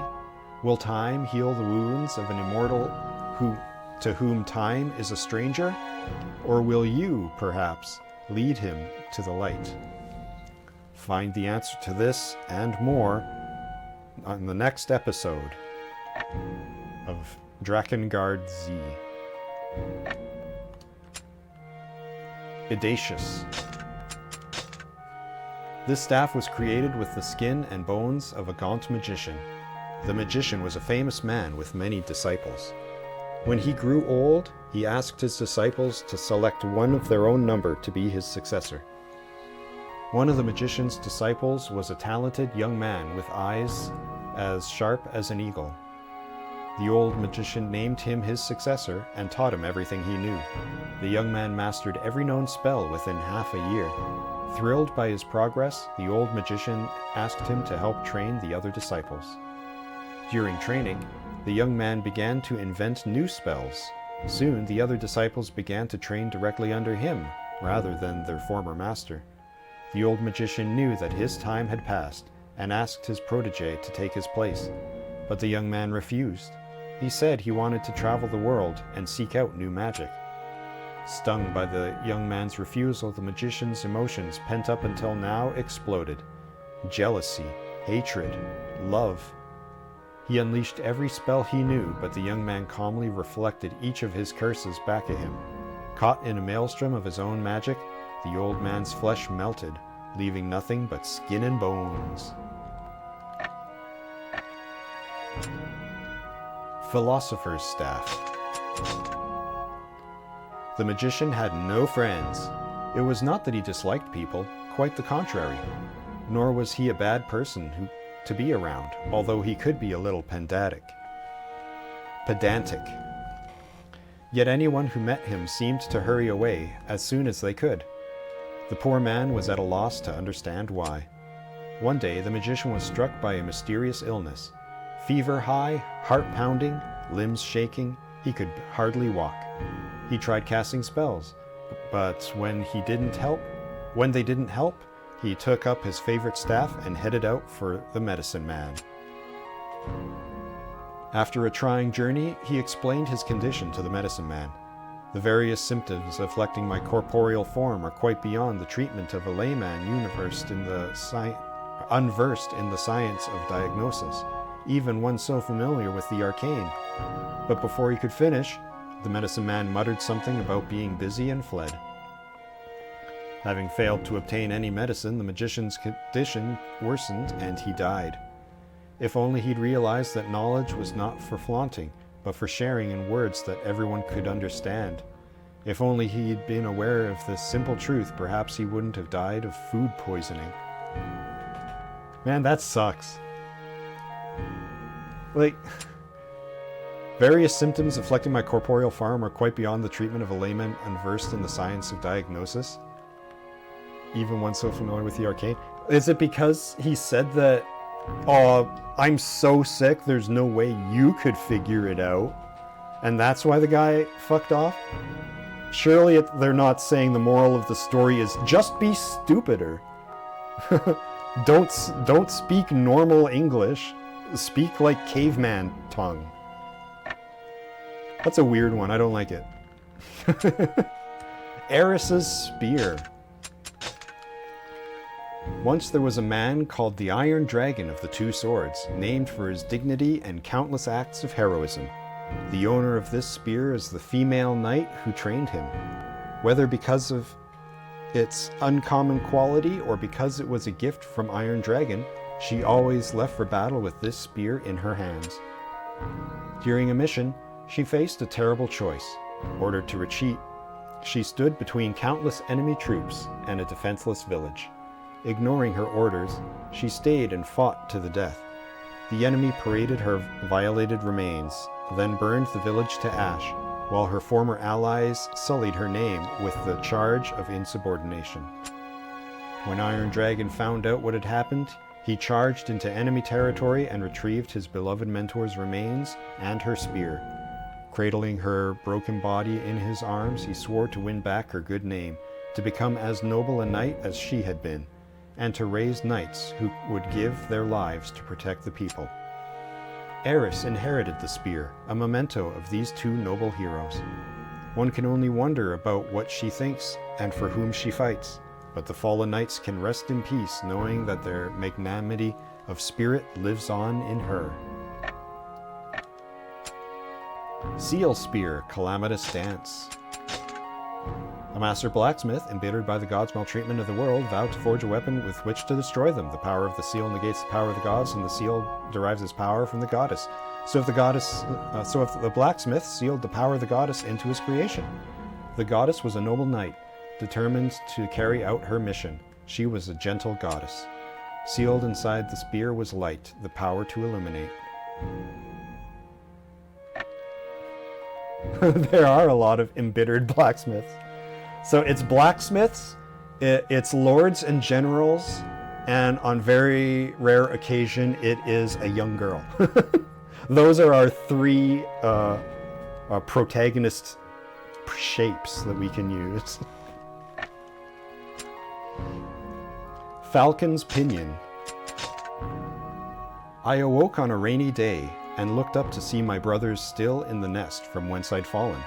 It was a small nest, and I'd guessed that it would only be a matter of time before something like this happened.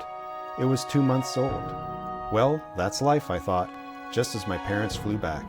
They looked down at me, but then began to feed my brothers. I tried chirping, but they ignored me.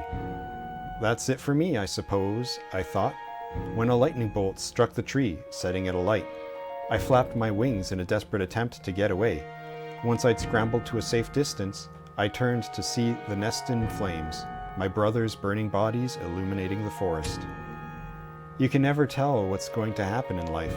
Cowering there in the wet grass, a human who came to investigate the fire saw me and scooped me up. 1 year later, I was an adult falcon, placed on his arm. He was a middle-aged, poor, and drank a lot. That was all I knew about my savior. After 2 years together, we parted ways when my companion sold me to buy alcohol. The human who bought me butchered me, cooked me, and served me to another human whose belly I paused in en route to the privy. My feathers were used to decorate a spear, which was sold to a fool at an exorbitant price. What a ridiculous waste of money and life. Oh, okay. Finally, there we get a story with a very interesting perspective. I like that one. Hanch's Spear. The chaser in the fortress city to the west was a... Yeah, no, I read that right. The chaser in the fortress city to the west was a master of his craft. The nobles had him decorate their armor. However, he wouldn't let anyone into his shop and went out at night without telling a soul where he was going. In time, his wife grew suspicious and tried to follow him, but she lost him in a cemetery near the outskirts of the city. One night, the chaser's wife decided to wait for her husband in the cemetery. Sure enough, the chaser arrived soon afterwards and began to dig up a freshly buried coffin. Horrified, the wife ran away without saying a word. Once she'd collected her thoughts, she decided that it was high time that she had a look inside her husband's shop. What she saw there were corpses dressed in armor and matching accessories, and her husband dancing naked among them. The chaser had brought back dead bodies and clothed them in his richly decorated creations. Maddened by disgust and despair, she lunged at her husband, impaling herself and him on a spear held by one of the grotesque mannequins. Several days later, the couple was discovered, skewered together and surrounded by corpses. The offending spear, notable for its exquisite chasing, eventually found its way into the hands of Hanch. Robber King. At the end of the long battle, the rebel leader finally pierced the tyrannical king's heart with his spear. As he drew his last breath, the army of the revolution poured into the castle. Now the land would be free of corruption, and peace would return. The victorious rebel smiled at that thought, but his smile was short-lived. The last battle perplexed him. The king offered no resistance. It almost seemed as if he gave his life willingly. But would a corrupt king do that? While he pondered over this, his allies called for him to come to the dead king's chamber. There he found the princess, bound and gagged. His allies quickly explained that they had found her like this. Feeling rather bemused, he removed her gag and heard the truth. She had been taken hostage by a spy from a nearby land and used as leverage to force her father to sabotage his own kingdom. He was no tyrant, she cried. Moving as if to free her from the bonds, the rebel drew his knife and then slit the princess's throat. Whether or not her father had been a tyrant did not matter now. All that mattered was that the angry masses had risen up to remove a corrupt king. The truth was buried with the princess's body, and the murderer was crowned that day. Victor's Spoils. Once there lived two princes. One studied the martial art of bravery, and the other studied the martial art of adaptability. The two trained constantly to refine each other's skills. The brothers asked their master, "Which school is more effective?" The master handed a spear to the brothers. Smiling, he explained, "A good spear is a hard, sharp blade and a shaft as flexible as a willow. What matters is that the two schools fight together, not against each other." The master eventually died of old age.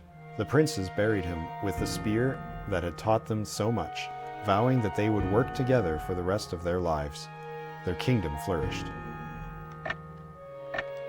So the other dynamic we get is the pair, where one is big and strong and the other one is smart and cunning, who are rivals. Sometimes they work it out and sometimes they kill each other. That's just the way the news goes. Apostate's misery. The young man was popular with everyone in the village. He had the ability to control the wind and was often seen flying over rivers and valleys. He was a cheerful boy, although he always seemed to be troubled by something.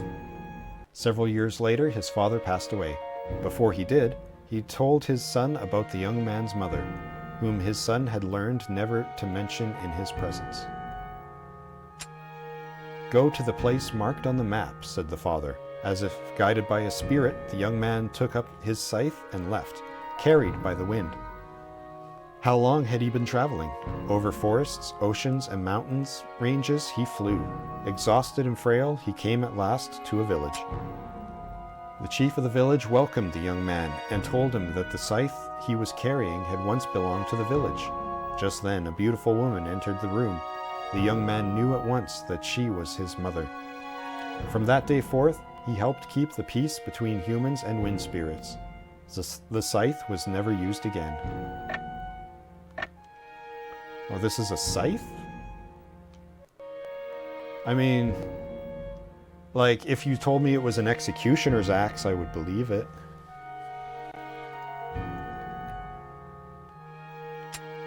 Let's see, Sorrowborn. There was a small pond near a small village. This pond was said to have been created by the tears of young lovers torn apart. One such lover, a boy left behind in the village when his lover's family moved away, longed to see the one he sighed for just once more. One day, a spirit of the pond appeared before the boy and made a wager. If the boy could bring back some spiderwort that only grows in the far northwest mountains, it would bring the girl back. The boy left the village in search of the spiderwort and found a village in the northern lands. There he also found his lost love. Reunited, the two lovers shed tears of joy. Sitting together in the small village next to the small river, they talked until the sun set and made a solemn vow to marry each other. As night fell, the boy smiled contently, his dreams fulfilled. But it was only an illusion created by the treacherous fog of the forest. The boy died alone in the forest. The spirit of the pond mourned for the boy's unrequited love. It sealed the lovers' tears into this spear, praying for their happiness in the afterlife. Ozymandias's might. This holy spear would demand to know if its owner was worthy of becoming a ruler. It had been passed down by generations of soldiers who desired to rule. Long ago, one such soldier, who sought to rule above all, held this spear. The spear asked of its owner, whence would a ruler use force? The soldier could not answer. He managed to conquer and rule a small kingdom with the power of the spear, but it was too weak to repel the invading army of a neighboring kingdom, and fell within a decade. As the soldier's kingdom collapsed, one of the generals escaped with the spear, and the invading army hot at his heels. They caught up with him soon enough, But just as they surrounded him, the spear asked the general the same question. He answered, "There are 7 circumstances. The first..." Before he could finish, the spear enveloped his body in lightning and slaughtered all of his assailants. Using the power of the spear, the general went on to become the emperor of a grand empire. It flourished for over 1,000 years.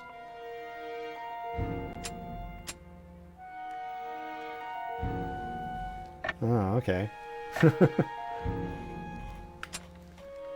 You gotta know what you want. Tower of Warning. This spear belonged to a gentle and mild-mannered man. He lived in shame for a certain antisocial tendency, so he avoided the company of strangers and lived deep inside the forest with his brothers. He led a quiet life until one day, the Empire attacked his land, slaughtered his brothers, and torched his house. In despair, he tried to commit suicide, but just as he was about to die, a malicious fairy came to him and forced him into a pact, saving his life. As the price of his pact, he lost his sight, but with his newfound power, he rose up against the imperial forces and fought to save the world from the tyranny of the Empire. Alongside the voiceless savior, he prevented the end of the world. Although he was now a hero, his shameful tendencies remained, so he returned to his life of solitude, a vilified exile. Oh, it's Leonard's weapon. I mean, yeah, I guess. They just changed it up a bit. Urik's ass. Urik's axe. Why is that so tough to say? Urik's axe. A king who made... more kings! A king who made offerings to the Reaper, hoping to live forever, commissioned this axe to oh my god! My mouth is falling apart. My tongue, she cannot take it. Commissions this axe to act as an instrument of the gods. Its purpose, to sever the necks of beautiful young men and drink their blood in the Reaper's honor. It had tasted the blood of many hundreds, and the Reaper had prospered from these tributes. For the first ceremony, the king chose 2 men and ordered one to execute the other. Every subsequent month, he would then choose a new executioner to sacrifice the last. And so it continued year after year, executioner becoming sacrifice until the month of the king's 150th birthday. The pair involved in the ceremony this month were best friends. When one had sacrificed the other, he turned to the king crying and said, "I give my own life to the Reaper. I shall walk the road to Hades with my friend." Then he cut off his own head, and the axe pierced the altar so deeply that none could remove it. The king's long life was at an end. The axe finally found its way into the hands of Urik, where it once more provides sacrifices to the Reaper. The cycle of blood which curses it cannot be halted, a secret known only by the Reaper himself. Seal Axe, Calamitous Rhythm. A master blacksmith, embittered by the gods' maltreatment of the world, vowed to forge a weapon with which to destroy them. The power of the seal negates the power of the gods, and the seal derives its power from the goddess. So the blacksmith sealed the power of the goddess into his creation. She was a legendary goddess who held the seeds within her body and saved mankind from ruin. Sealed inside was time, the conqueror of space and all dimensions. Zangpo's Axe. In a small village, a man lived with his pet mouse in a shack. He was a kind soul, but the other villagers mistrusted him because his face had been disfigured since birth. In spite of their prejudice, he harbored no bitterness towards them, smiling even when children threw stones at him. Secretly, the villagers schemed to drive their unsightly neighbor away, so they claimed that his mouse damaged their crops and captured it one day. When he wandered the forest searching for his little companion, they cut off his head and laid its body on his doorstep. When the poor man returned to his shack, he saw that his only friend in the world had been murdered. With a howl of despairing rage, he took his axe and decapitated each of the villagers in turn, piling their heads in the center of the common. To add another to the pile, he then cut off his own, and the axe tumbled from his lifeless grasp. When it was finally retrieved from its grisly resting place, the axe's blade had been dyed red by the villagers' blood. Lieutenant Zhangpo, whose pact cost him the pleasure of eating, may have tried to replace his lost sensation with the joy of butchering foes with this axe. Broken iron. What was once hailed as the largest blade in the world, striking fear into the hearts of men, now bore no trace of its former glory. Only a shattered heap of iron remained. Back when this heap was still a sword, its owner had tried to fuse it with an unimaginable variety of objects.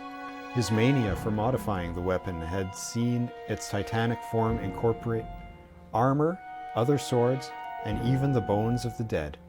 Mighty although it already was, he was obsessed by the idea that it could be made yet stronger. The blade slowly began to change color, turning crimson towards its edge.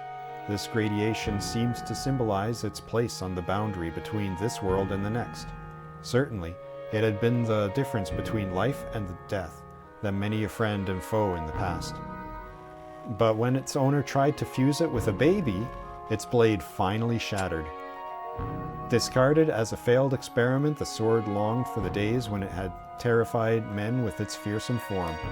So it searches for an owner who would forge its blade afresh.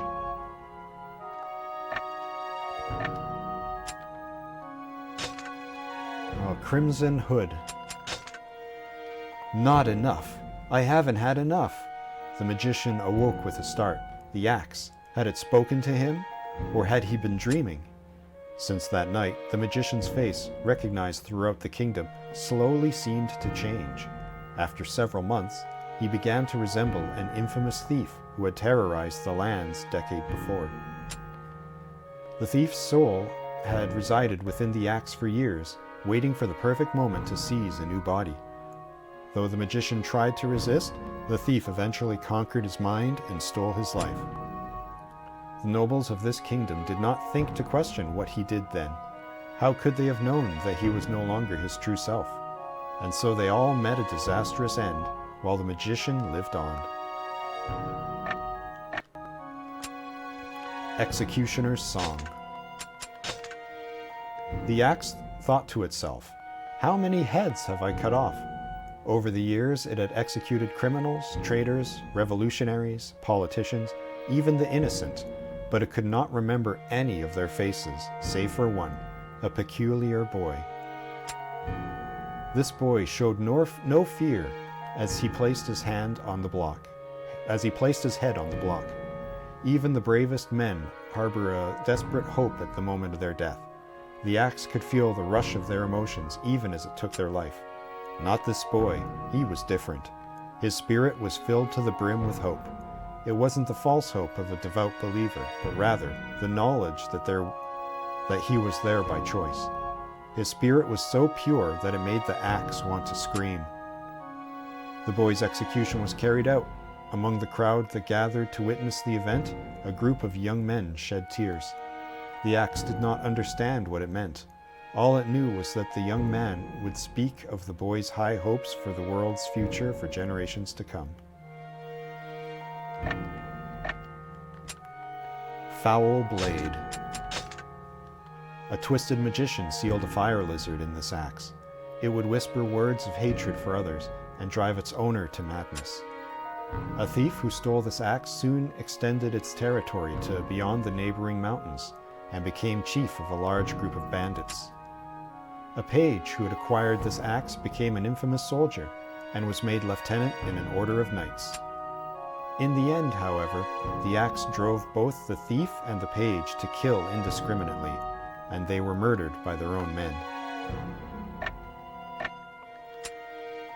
Morning Thorn. I'm so hungry. The hobgoblin decided to help his boss, as he always did. Usually he had to get food by helping out with various odd jobs, but today he would get a meal without having to do anything at all. An attack on a human village was planned for the following evening, and a hearty meal was provided in preparation. So they charged into battle, expecting a swift victory, but the humans repelled their attack with a great determination, and the fight raged on.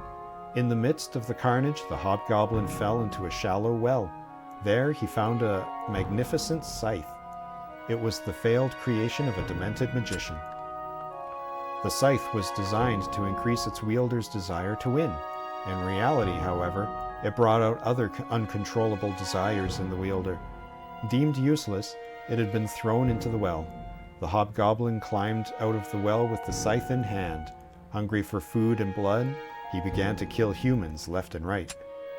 But the scythe's power soon began to overwhelm the hobgoblin.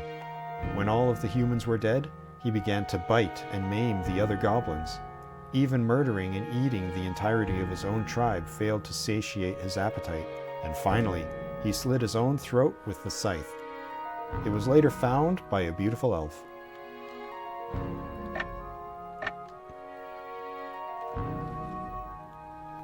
I guess that could be, oh darn, what's her name? Ariosh? That could be Ariosh's sword. Just kind of like squeezed a little bit. Alright, and that's it for weapon stories from Drakengard 2.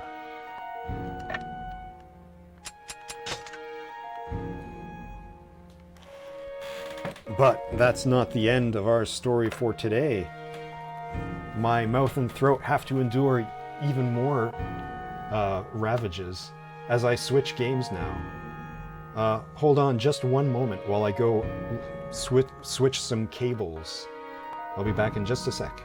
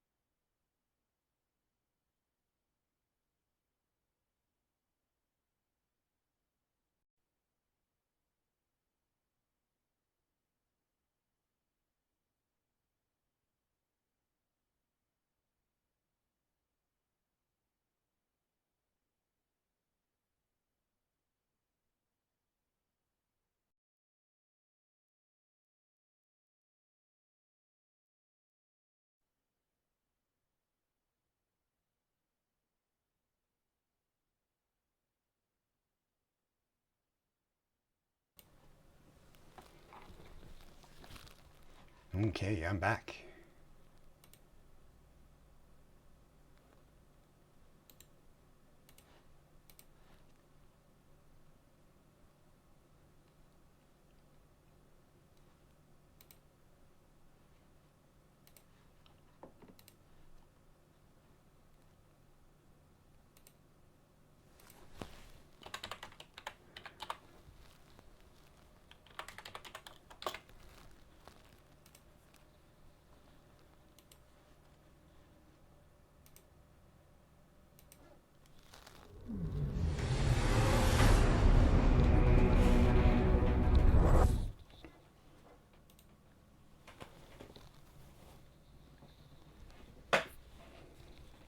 I never read the weapon stories in Drakengard 3, neither. Zero. What now? So let's read Can I go them. find a bush? I need to pee. But first, before I read them, there's something I have to do.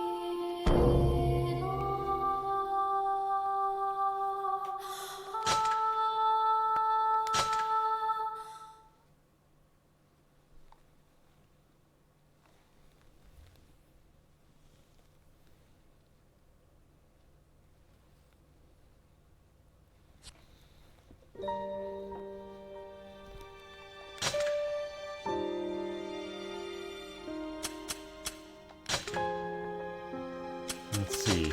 Upgrade.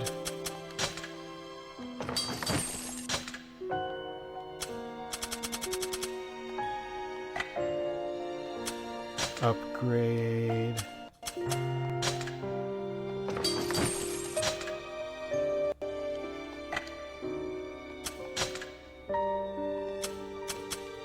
Upgrade.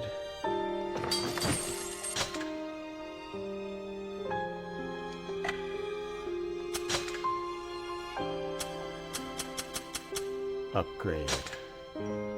Hey, look which one it is. All weapons have been fully upgraded. I've unlocked a new bonus outfit for Zero.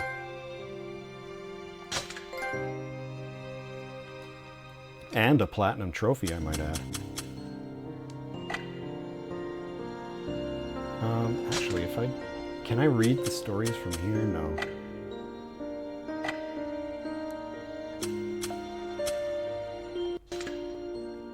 Can I?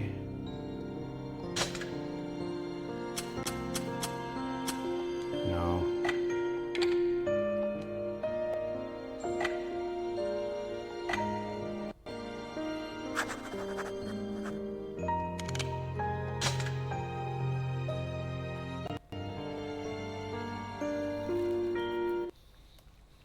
We gotta read them from the database.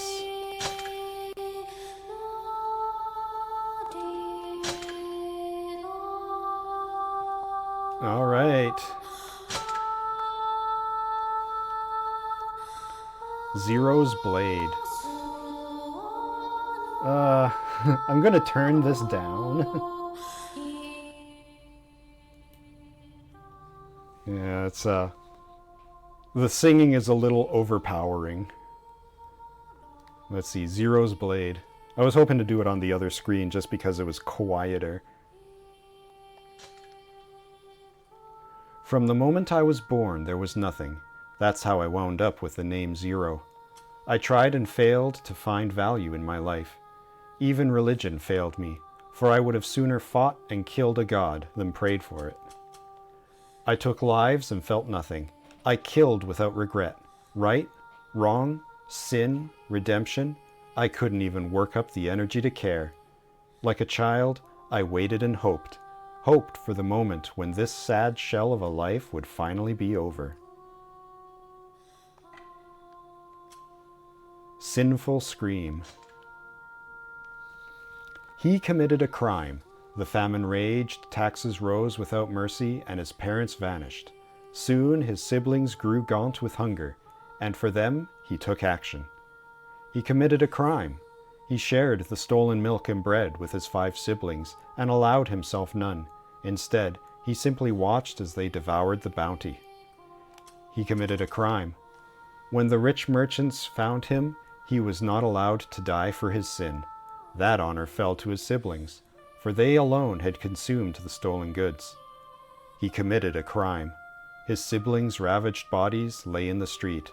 He gazed upon them, rubbing the open sores from his own public whipping, and heaved a voiceless sob. Eternal Voice. A visitor? Ah, yes. Come hear the song, then. The innkeeper and her daughter will greet you warmly. Their food and drink is without compare, and the girl is a feast on the eyes. The girl's song is the best thing about this place. A single listen will drive all your troubles away. Did you know she has a sister? Ah, if only they sang a duet. Welcome back, traveler. It's been a while. Come to see the girls again? You certainly do like them. It's been decades since I first told you of them, and yet here you are again. What's that, traveler? You wonder why the girls never age? Ha ha ha! Those are the children of the girls you once knew. Surely you didn't think they were immortal, did you? The Ceremonial Blade. The prince I served was destined to lead our nation, but alas, we had been nearly destroyed in an unjust war, betrayed from within, and left to wither and die. The prince I served grew into a strong, handsome young man. After much grueling toil, he rebuilt our land and became its king. It was a wonderful, wonderful land. But that land is long gone. You will find it on no map, and my king fell when his nation was defeated. My king kept his ceremonial blade close, and to the very end, he never suspected me. It remains a regret of mine. But no matter. It's just a silly little story now. Thunderlord. Once there was a hellish wasteland covered by thundering skies. It changed hands countless times. Its people were tormented by unending hunger and merciless lightning. One day, a valiant young baron swore to conquer the land and turned it into a place of bounty. Few of his exhausted subjects believed him. Some even laughed openly. The baron had forged a fine sword of silver, then ordered a group of virgins to pray for 3 days and nights. Atop a hill, he raised the sword high, then thrust it into the ground. After a stormy night, the skies cleared. The young baron was gone, and a fruit tree stood on the hill with the silver sword entangled in its branches. It still rumbles to this day. Virginal sin. Once there were 3 young girls. Although they lived in an age when arranged marriages were the standard, they swore to each other that they would always protect their chastity. One girl cut her beautiful blonde hair as commanded a battalion in place of her dead brother. She died a fine death on her with her beloved manservant at her side. One girl, a brunette and an avid reader of books, loved a man from a poor family. Knowing their love could never be, the couple threw themselves into the sea. The last girl, a flaxen-haired beauty, never knew her friends had broken their vows of chastity. She remained a virgin all her life, eventually passing away of old age. Saintly brimstone. The villagers doubted the strange new missionary at first, but soon his charming words and handsome smile won them over, and they welcomed him with open arms. Beauty was powerful in the village. The beautiful were royalty, while the ugly suffered as slaves. Soon the scarred and deformed of the village begged the missionary for help.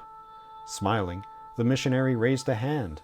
In a flash, the ugly villagers were transformed, their faces all identical to his own, and yet his work was not complete.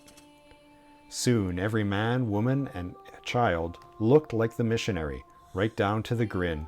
They no longer cried or grew angry, leaving the village with nothing but grim, hollow smiles.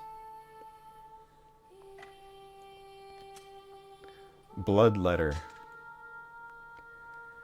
My cursed body bleeds once a month like clockwork. I am thin and weak and more ugly than most.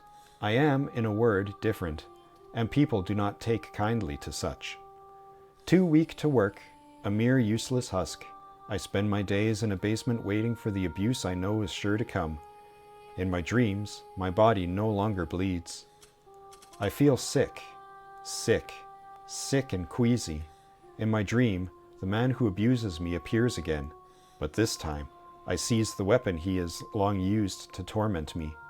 In the dream, I hit him again and again, and then I see for the very first time that I am not the only one who bleeds. I am human, just like him, and this makes me smile. False pact. One of the villagers was a compulsive liar. He bandied a sword about carelessly, boasting on of his demon-slaying exploits. Soon, he had lost the trust of his peers. One day, a traveler arrived asking the way to a lair of demons. The villagers were silent, but the great liar spoke. "Have no fear," he said. "I will lead you to the demon's den." The man lied, and each time the traveler believed him. They became more lost. But when the liar finally showed the true path, he was forced to save the traveler from the demon. "I finally told the truth," said the dying liar. Now I must pay for it." The traveler slayed the demon, became a hero, and has carried his newfound friend's sword ever since. That kind of looks like Noe's sword. I'm sure it's just a coincidence. Broken iron.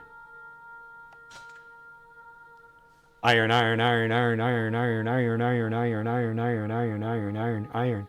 The iron was beaten into shape. It stood alone in battle. Iron, iron, iron, iron, iron, iron, iron, iron, iron, iron, iron, iron, iron, iron, iron. Kill, kill, kill, kill, kill, kill, kill, kill, kill, kill, kill, kill, kill, kill, kill, kill, kill, kill, kill, kill. The iron killed with abandon. That was its reason to exist. Kill, kill, kill, kill, kill, kill, kill, kill, kill, kill, kill, kill, kill, kill, kill, kill. Meat, meat, meat, meat, meat, meat, meat, meat, meat, meat, meat, meat. The iron took countless lives to make its dream come true. Meat, meat, meat, meat, meat, meat, meat, meat, meat, meat, meat, meat. Blood, blood, blood, blood, blood, blood, blood, blood, blood, blood.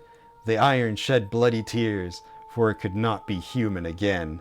Blood, blood, blood, blood, blood, blood, blood, blood, blood, blood.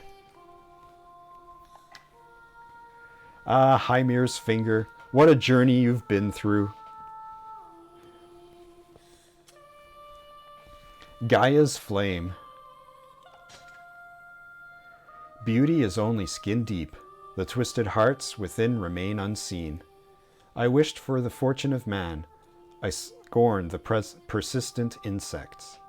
A flame illuminates the night, but it brings only Stygian dark. To burn is proof of witchery, and I am the one who lights the fire. Moonfire. The marble sword was imbued with a blacksmith's blazing soul. It yearned for an owner who thirsted for blood, who pined for battle, who hungered for war. But its rager edge emitted searing heat, enough to reduce to ash any stalwart warrior who wielded it. The sword waited for a strong soul to tame its boiling heart. It waited for the warrior who would let blood spill across its blade. Even as it took the lives of those it sought, the sword waited. It waited for a vessel for its soul, and eternity spread before it like an icy embrace. That's pretty similar to the story of Moonfire from the last one. Now I kind of wish that I read all 3 games' weapon lores, just so I can compare the lore from Drakengard 1 as well. Skyward Thunder. One day, a young boy encountered a white horse with blue eyes in the side of a lush forest spring. Each day he passed the animal, he stopped to tend to its injured leg. On the 5th day, the horse allowed the boy to touch its beautiful white hair. On the 10th day, its deep blue eyes revealed a hard-won trust. Soon after, the horse vanished. The boy figured the leg had healed and regretted missing his chance to ride the steed. Decades passed. The boy, now a withered old man, told his grandchildren of the white horse. Just as the man spoke of the horse, thunder boomed from the sky and he vanished. Some say they saw a man on the white horse amid the lightning, storming off to the heavens. Cries and Whispers. Seriously? You don't even know how to use this sword? Now that's just pathetic. It couldn't possibly be easier. Even little old me can spin this thing around. A disciple at my level has more than strength, you know. He has enough bewitching beauty to make his enemies swoon. Looks like it's working on you too. Ha! Money really does make the world go round, doesn't it? I should know, given the vast fortune I command. Not that they let me use it yet. Lord knows why. Huh? Is there anything more important in life than beauty, strength, and money? Huh! What a kidder you are! I mean, do you even need to ask? Oh, it's Scent Sword. That explains it. Once a woman. The tower loomed, its white stonework unmarked by a single crack or crevice. Inside, a girl lived alone. Because none of her servants spoke to her, she knew nothing of speech. Throughout her captivity, the girl's servants refused to acknowledge her existence. But local villagers knew of her, and when a great famine struck the land, they took action. The villagers killed every last servant they climbed the tower. "Cursed wretch," they shouted, "this is your fault." But the girl could not understand the words. The girl was overjoyed to finally be exposed to emotion, even at that of rage. A smile came to her face as the sword struck home, securing her place as an offering to the village gods. Imperial Fang. The warming breath of green granted fortune to all. The shining azure flow gray gave blessings to all. Flowers bloomed, life teemed. It was a land of promise. Countless great forces waged war over the land, troubling and trampling its bounties. Soon, mountains of mangled corpses replaced the blessings of earlier, better days. Time passed. Trees grew over the bodies, and soon the cries of war were replaced with softly babbling brooks. Only a lone sword planted in the ground spoke of the terrible past. The young king drew the sword from the earth. "I claim this beautiful land for my own," he said. "Will the cycle begin anew? Alas, I must save that story for another time." What are you, Maz Kanata? Feral King's Wild Blade. "Ah, you have an eye for quality, sir. This sword comes from a far-off land. Know you the tale? A young man slew a horrid beast, and grew so renowned the king became mad with envy. The king sent him on an impossible quest. The young man fell to the very monsters he was meant to slay. His sister pleaded for his remains, but all she received was his sword. The sister became the king's mistress, and she used the sword to murder him before turning it on herself. And now the blade is used to exact revenge on..." "Sir, are you okay? What's with that sword in your hand? Revenge, you say? But I'm just a weapons merchant. My swords don't kill your family. It's just a blade. It's just a... No, stop! Wait!" Morning Thorn. Why did I lose my child? Why did my child have to die? Why must I bear this punishment? All the other children survived. Why did mine perish? Theirs should have died too, every last one of them. No, I mustn't think that way. They are all precious. We must protect my lost children, and all the others too. But this world is chaos and strife. How can we hope to safeguard the children, the precious, precious children? To protect them, I must join them. But there are so many. Wait, I know. I must chew them up. Chew them all. Open my mouth and chew all the pretty babies. Yeah, Ariosh. It's Keim's sword. Again. There once was an awkward prince who found love, politics, and even general interactions difficult. His only comfort was practicing swordplay in the courtyard. After 100 days of practice, he began to feel stronger. As his strength turned to confidence and washed away his anxieties, the prince devoted himself to mastering the sword. After 1,000 days of practice, he forgot the stress of politics and intrigue. Such things brought only lies and betrayal, but his sword never did. After 10,000 days of practice, he realized his sword might free him from all the stress if he entrusted everything to it. Alas, he was only running from his problems. Furry Eye's Dagger. I think these ones are DLC weapons, actually. I mustn't trouble my brother. He's busy with his sword practice, so I must be a good girl and not bother him to play with me. I mustn't trouble my brother. He's busy with politics, so I must be a good girl and not bother him to talk with me. I mustn't trouble my brother. He's busy fighting other countries, so I must be a good girl and not bother him with my worries. I mustn't trouble my brother. I mustn't let him know of the dark lust hiding in my bosom. If he were to see me like this, I would have to end my own life. Nir's Blade. Yona, stop. Sit and eat. If you keep running around like this, you're going to drop your pie on the... See? What did I say? You're already making a big mess. Emil, quit rummaging through my closet, will you? There's nothing in there but a bunch of old underwear. You sit down, too, and finish your soup. Where'd Kaine go? We're friends now. Huh? She went to find more food? But I gave her an entire roast pig. How in the world did she eat that entire thing? In a quiet dream, I think of the world that was lost. I think of the people and my own past. And I think of the happiness I'll never again know. Kaine's sword. She has suffered 2 unspeakable losses. The first, her beloved grandmother. The second, her beloved friend. So she killed.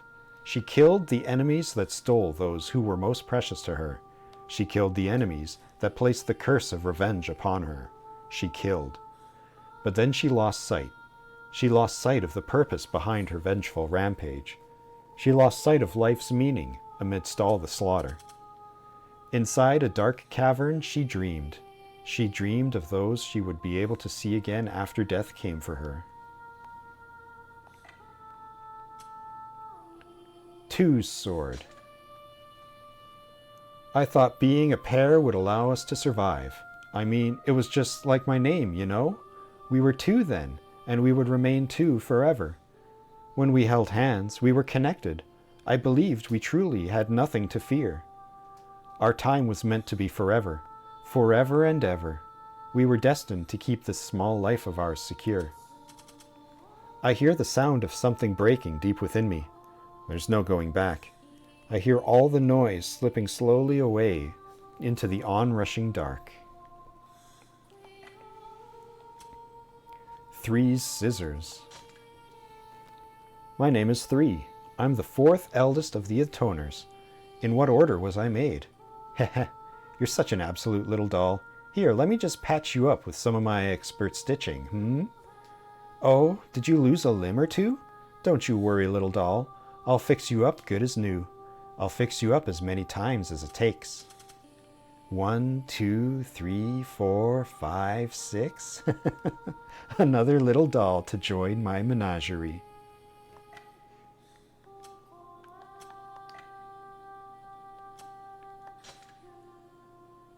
Twisted hunger. I detest ugly things. I hate the putrid breath of monsters, and I hate people corrupted by desire. How can they even stand to live like that? Morals? Morals make me puke. Trotting out truth and justice? Love for your fellow man? Pfft, what a crock of shit. How can people live in a disgusting place like this? I knew it was Ditto. I started reading this and I thought immediately, geez, this is Ditto, isn't it? And then I look over and yep, it's the spear used by Ditto. Life is ugly. People are nothing but fools. Why did the world have to end up this way? The rotten fruit tastes the most sweet. A rotten body is beauty personified. Why does everyone fail to notice these things? The Spear of Empathy. In a poor nation lived 2 knights, one clad in ivory armor, the other in ebon black. They battled to bring fortune to the land, while occasionally sharing dreams over a skin of wine. But over time, they quarreled. The ebon knight began to distrust his despotic king, while the ivory knight strove to keep his oath, and soon the friends became bitter rivals. One day, a cadre of knights held a coup against the cruel king, led by the ebon knight. But the ivory knight slew his companion and quelled the rebellion, earning much fame and fortune. The ivory knight calmed his king's despotic nature and was given an ornate spear as a reward. But he refused, and instead insisted on using the spear that had slain his one-time friend. Thunder Princess. The strait was called the Ship Graveyard for its stormy waters. Few ships dared to cross it, and soon the nearby islands found itself dangerously short on supplies. The islanders decided to make a sacrifice to the god of the seas. As they debated who would be offered up, the daughter of the island headman gave herself as tribute. Once the fairest woman on the island, her skin was now covered in burns. Her father tried to stop her, but she donned the ceremonial armor and threw herself into the sea. Soon, the waves lessened and the sea was calmed. The large spear the girl carried with her stands alone on the seabed, occasionally quivering with the sounds of distant thunder. Eternal Wail. Did you get lost, sir? Well, I'm sorry to hear that. A scholar, you say? How excellent! This village has a fine library. I wager you'll like it very much. There's a kind of beautiful lady what keeps the library running. She loves them books, she does. Spends all day copying tomes to make sure they ain't lost to time. But such beauty can be deadly. Aye, her twin sister sings by the village fountain, and she'll have your head on a plate if you make a false move on the librarian. Those twins protect the village, they do. Eh? Since when? Oh, I couldn't say for sure. Long and longer still. I reckon they'll probably do it until the end of time. Guardian's Oath. Oath the first. Be prepared to sacrifice for all for the sake of His Majesty. Always pursue justice, even at the cost of your life. Oath the second. Always strive to eliminate evil from this world. Never surrender, although the battle may seem lost. Oath the third. Allow no evil to go unchecked, no matter how small. Show no mercy to criminals, be they man, woman, or child. Oath the fourth. Any who commit evil are equally deserving of death. Be they king or pauper, death is the only answer. Robber King. Again. She was a prostitute with a habit of falling in love with her customers, but they fled whenever she proposed. This puzzled her, as she was unaware her job was viewed with disdain. One day, an ugly old man came to her. Once their business was done, the woman asked for his hand in marriage. He began to cry, for though he was a king, none had ever loved him. The prostitute became queen of the land, but soon after the ceremony, the king was felled by his own heart, leaving her with untold fortune and all of his political power. The woman had been so close to happiness, but now her beloved was gone. Thus she took up his spear, the last memento of her husband, and fled the palace forever. Spear of betrayal owned by a man who usurped the throne.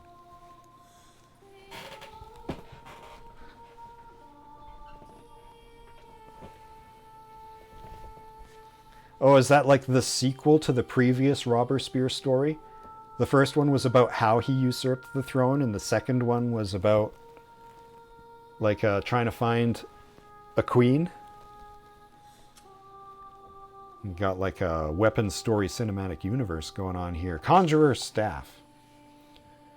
No known magic could cure the little girl's disease. Her only joys were the nightly visits from a nameless masked conjurer who came to her with a magical staff in hand. The conjurer shared his arcane talents with her. One night, a shower of glittering light, the next, an orchestra of tiny songbirds, another, the arc of a dazzling rainbow. Yet the disease slowly consumed the girl's body. One night, when her time was near, she smiled at the conjurer and thanked him. Then she grew cold and smiled no more. The conjurer had been forbidden to show magic to others, but when he returned and confessed that he'd taken the staff without permission, his master told him to keep it. That night, the conjurer clutched the staff tightly and wept bitter tears. These stories are a lot better than Drakengard 2's. But they did have like 9 years or whatever to write them, so. Bloodworm's Flame. It had lived long, so long, sometimes it seemed it had lived for all time in the world, the usual cycle of life and death being little more than a farce. Its slow, heavy body was old and wizened. It had witnessed countless human lives kindle and then extinguish in the blink of an eye. It had lived with the heart it was now losing bit by bit.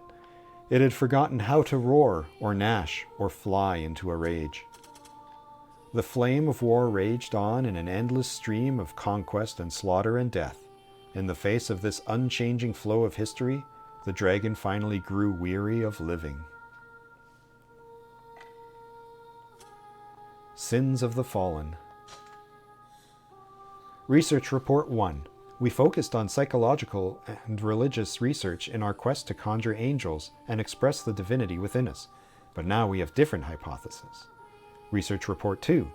I refer to calling forth angels from nothing, without a host. This forced summoning theory suggests angels exist on a different existential plane. Research Report 3. If transforming into an angel is simply exchanging a life form from this world with one from another, could we summon them without a suitable corpus on this side? Research Report 4. To perform such a summoning, I must summon myself from another plane while keeping my body here. Such power would make me the greatest. Seer's Lure. The youngest prince held ambitions to the throne, but his elder brother fought a campaign of great battles and earned the people's adoration, and so he had to be dealt with. The youngest prince was in battle against a nearby kingdom when he looted a fine spear from a fallen soldier. Suddenly, a voice rang out, "Seek ye power?" And the prince nodded. Many victories greeted the young prince, while his brother's fortunes soured. Soon, he sat upon the throne he desired so much. But then the voice returned, "Now I shall reclaim it." The new king lost all. His men died in battle. His wife and son died of disease. With tears of blood streaming down his face, he cursed the world and fell upon his spear. Imperial Tears. The fertile land was fought over time and time again, spawning mountains of corpses. The young lord, who had watched the previous king die, gave an order: burn it to the ground. No nobleman or peasant opposed him. The fires were set, the green trees burned, the animals scattered, and the land the previous kings had sworn to save was reduced to ash. When the flames finally died, the land was sealed and declared an eternal neutral zone. Over the decades, it regained its beauty, but a single spear still resides deep within. It was once a sword, obtained by the king who had sworn to protect the land, but it was reforged into a spear by his ruinous successor, and was now rusted beyond recognition. What became of this once promising land? None can say. Final Knell. This is the story of a spear that fell into the hands of a certain man. The man did not realize that his time in this world was growing short, but the spear knew. The man loved the sound of the spear emitted, but did not know that the man loved the sound the spear emitted, but did not know it was the weapon warning him of his impending doom. Alas, the man died in combat, his spear echoing out across the wastes. This is the story of one man's end, a cold, stiff body, and next to it, a spear, quietly mourning the death of its 568th master. The spear waits for the day when its cry can once again ring out. It has seen the end of countless masters across an ocean of time, and even today still waits for the next. Eris's Spear. I seek a noble will, a destiny of a knight. With thoughts of this companion I walk beside... With thoughts of the companion I walked beside since childhood in my heart, I continue to press forward. I pray the fragile present can continue. I know that averting one's eyes from what must be done will lead to ruin, and yet this is still my hope. I am driven by jealousy, white-hot, burning jealousy. The womanly blood within my body wails, cursing the two who left me behind. All that is left for me is a small twinge of pride. Pain rules my body now, but I pray he will see me as I once was. So that's ending A Eris's Spear. 5 Spear. Life is grand. Who would ever be bored in this world? Anyway, I'm 5, which means I have 5 elder sisters, and there are 5 things I want in this life. I want everything Zero has. She's so strong and beautiful. I also want 1's intelligence. Might as well take it while I am in the taking business, I'll take 2's blinding smile as well. Why not? And 3 has those nimble little fingers. Ooh, I'd put those to some very good uses. And 4? 4. Well, I suppose there's that one little thing I could take from her. That thing she hasn't surrendered yet. See? Life is just too much fun.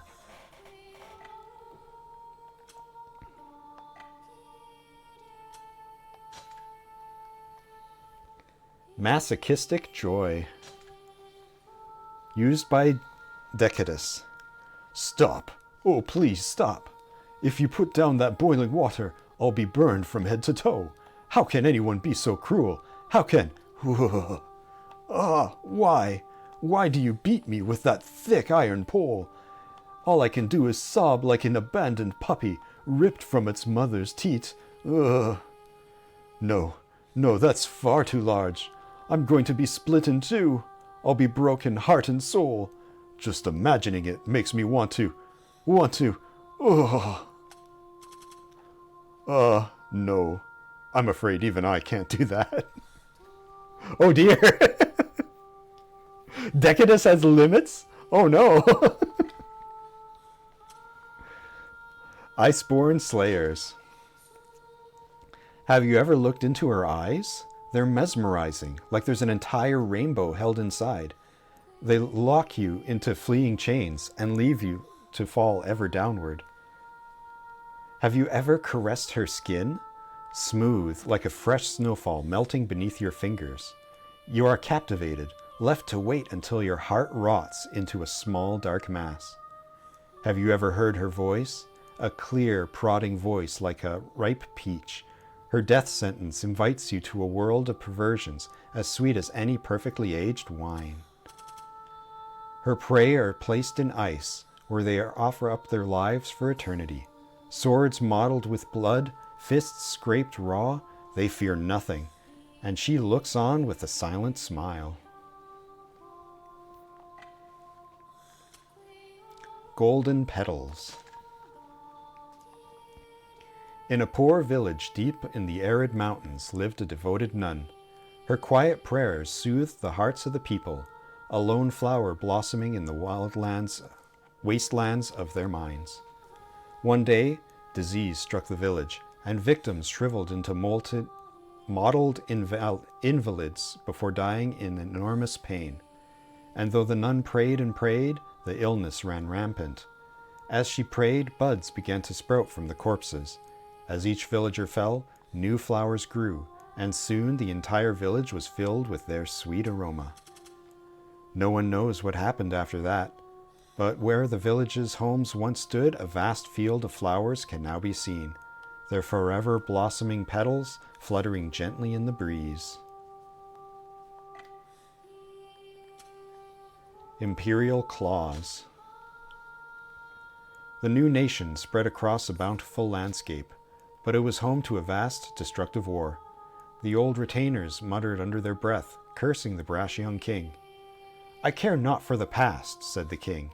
"No matter how hard, we must move on and bring fortune to the land." And so he began a never-ending war against their neighbors. The land's resources filled the kingdom's coffers for a time, bringing prosperity to all. But eventually the land began to run dry, and the people grew weary of war. Despite the losses and deaths, the king refused to give up. He would not cede the promised land, no matter the cost. I shall save what happened next for another time. Not another time. You think we're getting a sequel? Crimson Impalers. The monster's body was covered in terrible spines.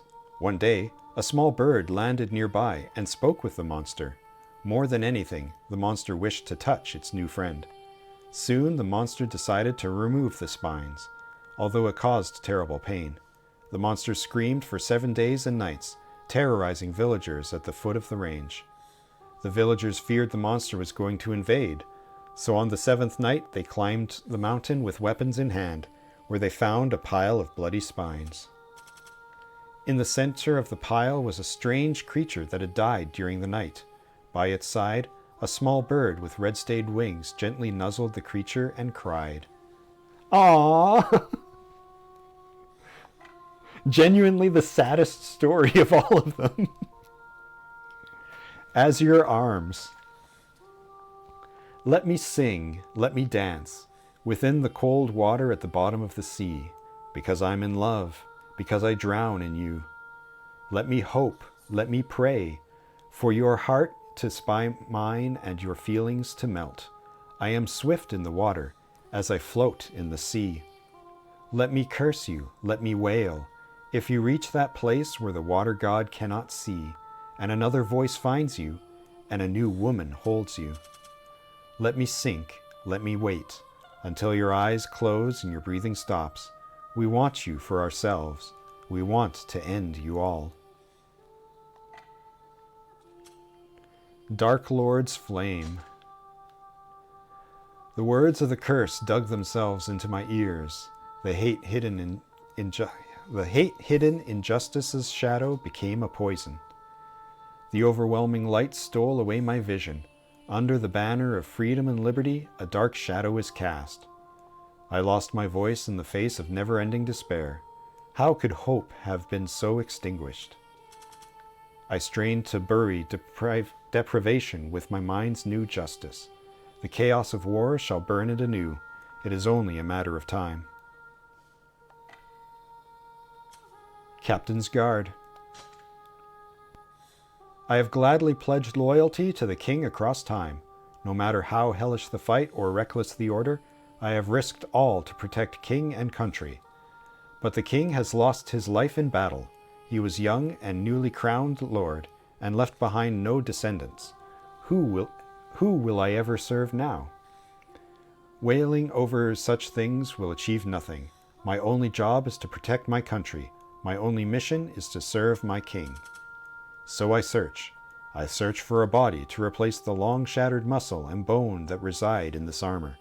I search for a new king worthy of wearing me. Ah, that's a good twist. Deathly Briars. Sing, sing, sing. Let me sing, let me sing, let me sing. Of the seas, of the skies, of my hopes, of my prayers. Spin, spin, spin. Let me dance, let me dance, let me dance. Happy dances, beautiful dances, sad dances, ugly dances. Huff, huff, huff. Let me gasp, let me gasp, let me gasp. In the rain, in my dreams, in battle, in sheer ecstasy. Prick, prick, prick. Let me stab, let me stab, let me stab. In your skin, in your eyes, in your tears, in your screams. Tyrants' playthings. The land was ruled by an empress witch who used magic powers to govern her people. She was cruel, oppressive ruler who took joy in slaughtering innocents at random. But the empress was relentless, torturing victims, drinking fine wines as they screamed. It was fun, yes, but even fun grows wearisome when repeated too often. Many would-be heroes came to the castle, united by dreams of my death. The first few were enjoyable enough, but now it's just a chore. They're all so simple-minded. If no hero is strong enough to defeat me, I'll just have to make one myself. I need a strong child, a terrifying hero, one with enough power to topple his own mother. Dark Seal Order.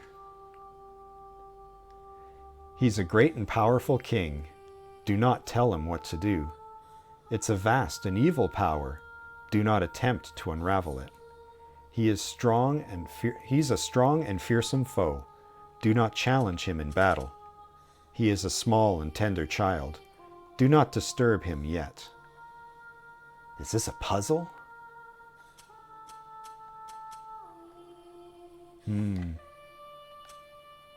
Four's Claws. My sister, One, calls me Four. My name is not One, nor is it Zero. I may not be the first sister or even the second, but I'm not the last either. I'm supposed to be a superior creation, I'm supposed to be better than my younger sister. Better in everything. Everything. Everything. Everything. Tonight, yet again, I find in myself the essence that composes me. And then, under a cold blanket, I sleep.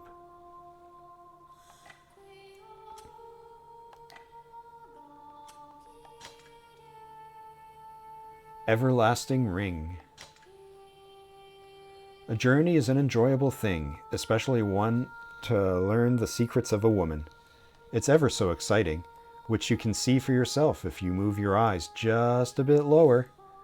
Climbing those 2 mountains is so enjoyable, feeling the soft ground beneath you, stuffing yourself with small fruits found at the peak. Ah, that I had for months, that I had more mouths.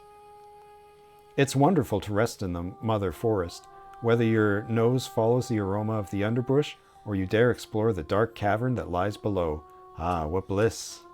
And let us not forget about the hike to the spring. A generous drink of the liquids overflowing from deep within my beloved pond would be enough to harden up anyone's weaponry.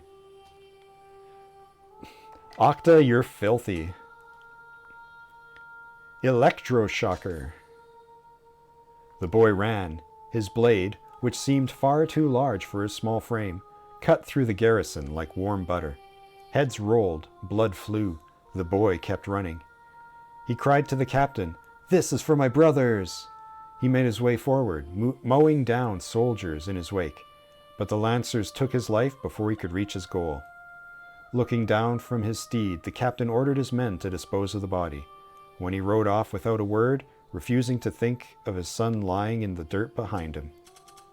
The captain had 3 sons left, and the one who slew him would gain all that he owned. Such a ridiculous game.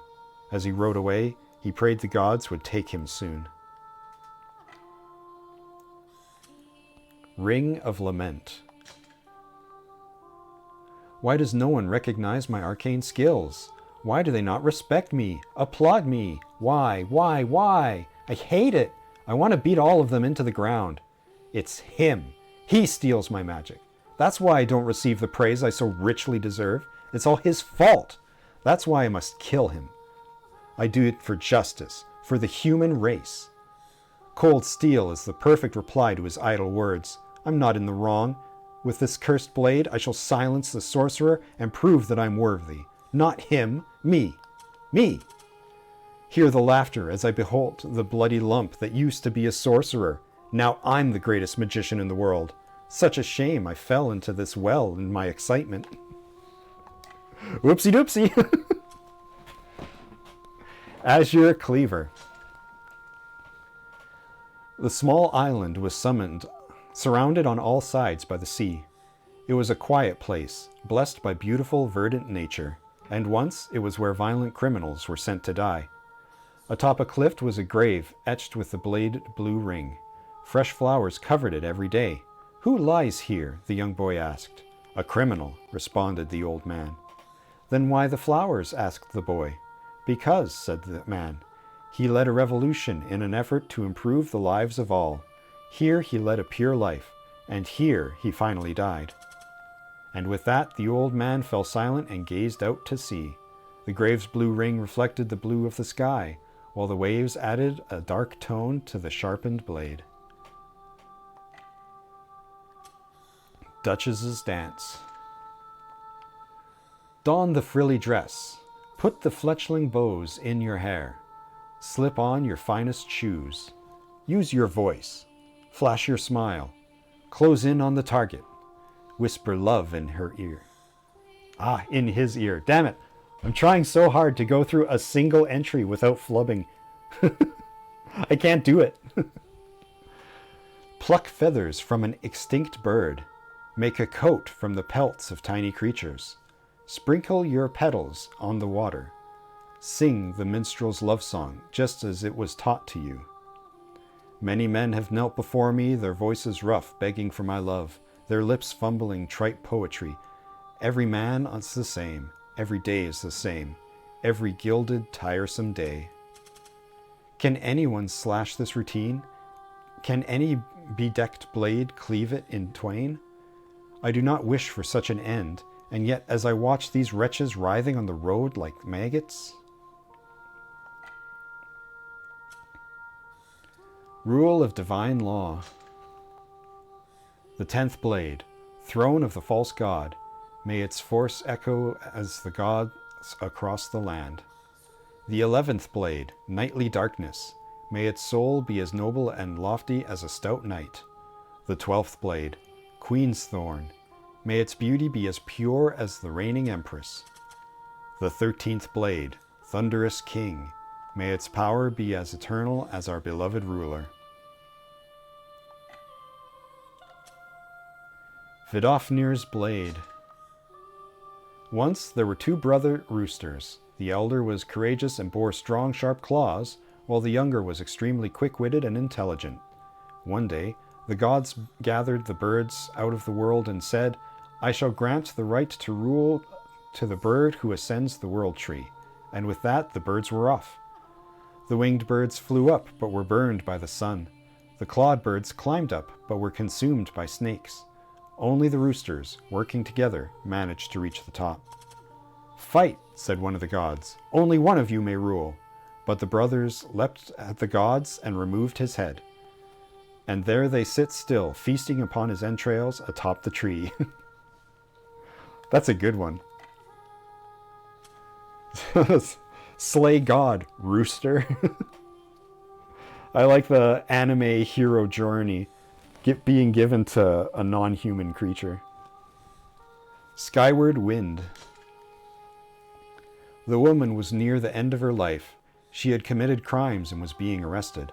After an extended torture session, she was sentenced to burn at the stake. Suddenly, a white horse with sad blue eyes appeared before her. "The king took my son," she screamed at the animal.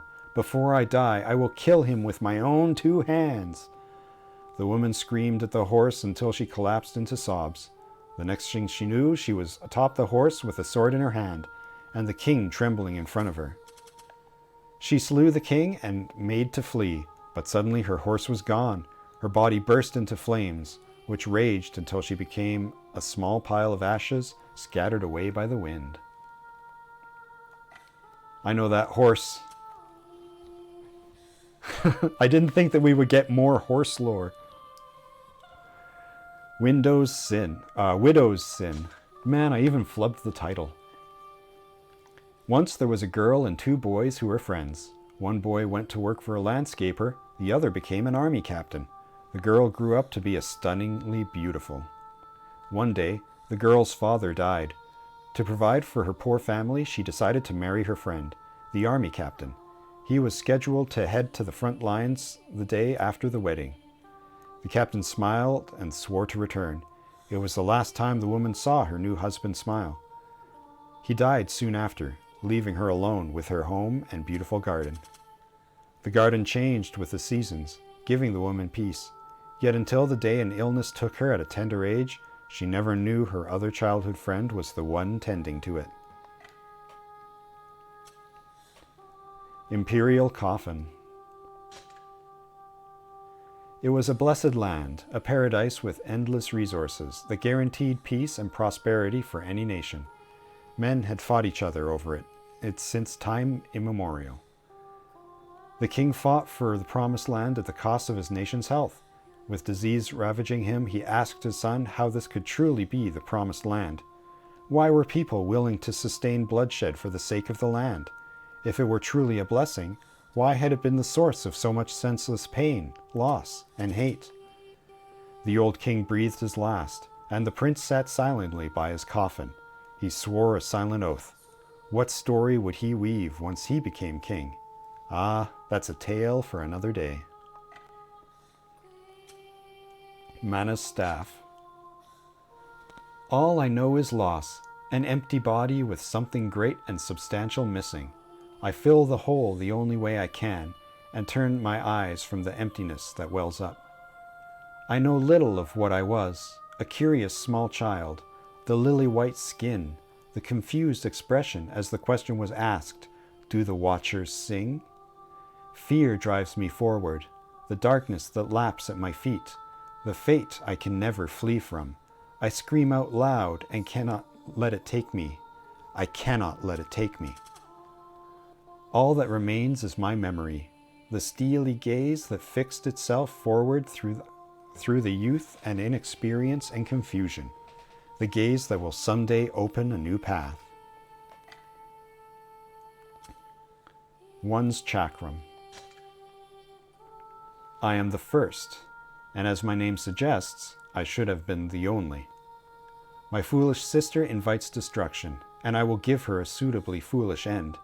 Our mission is to guide this world, to move it down the correct path. I know what I hoped for, what I lost, what I took, what I sought. I knew that I would soon gain full knowledge of the song that coursed through me. But is that really true? How can I be sure that everything we know is correct?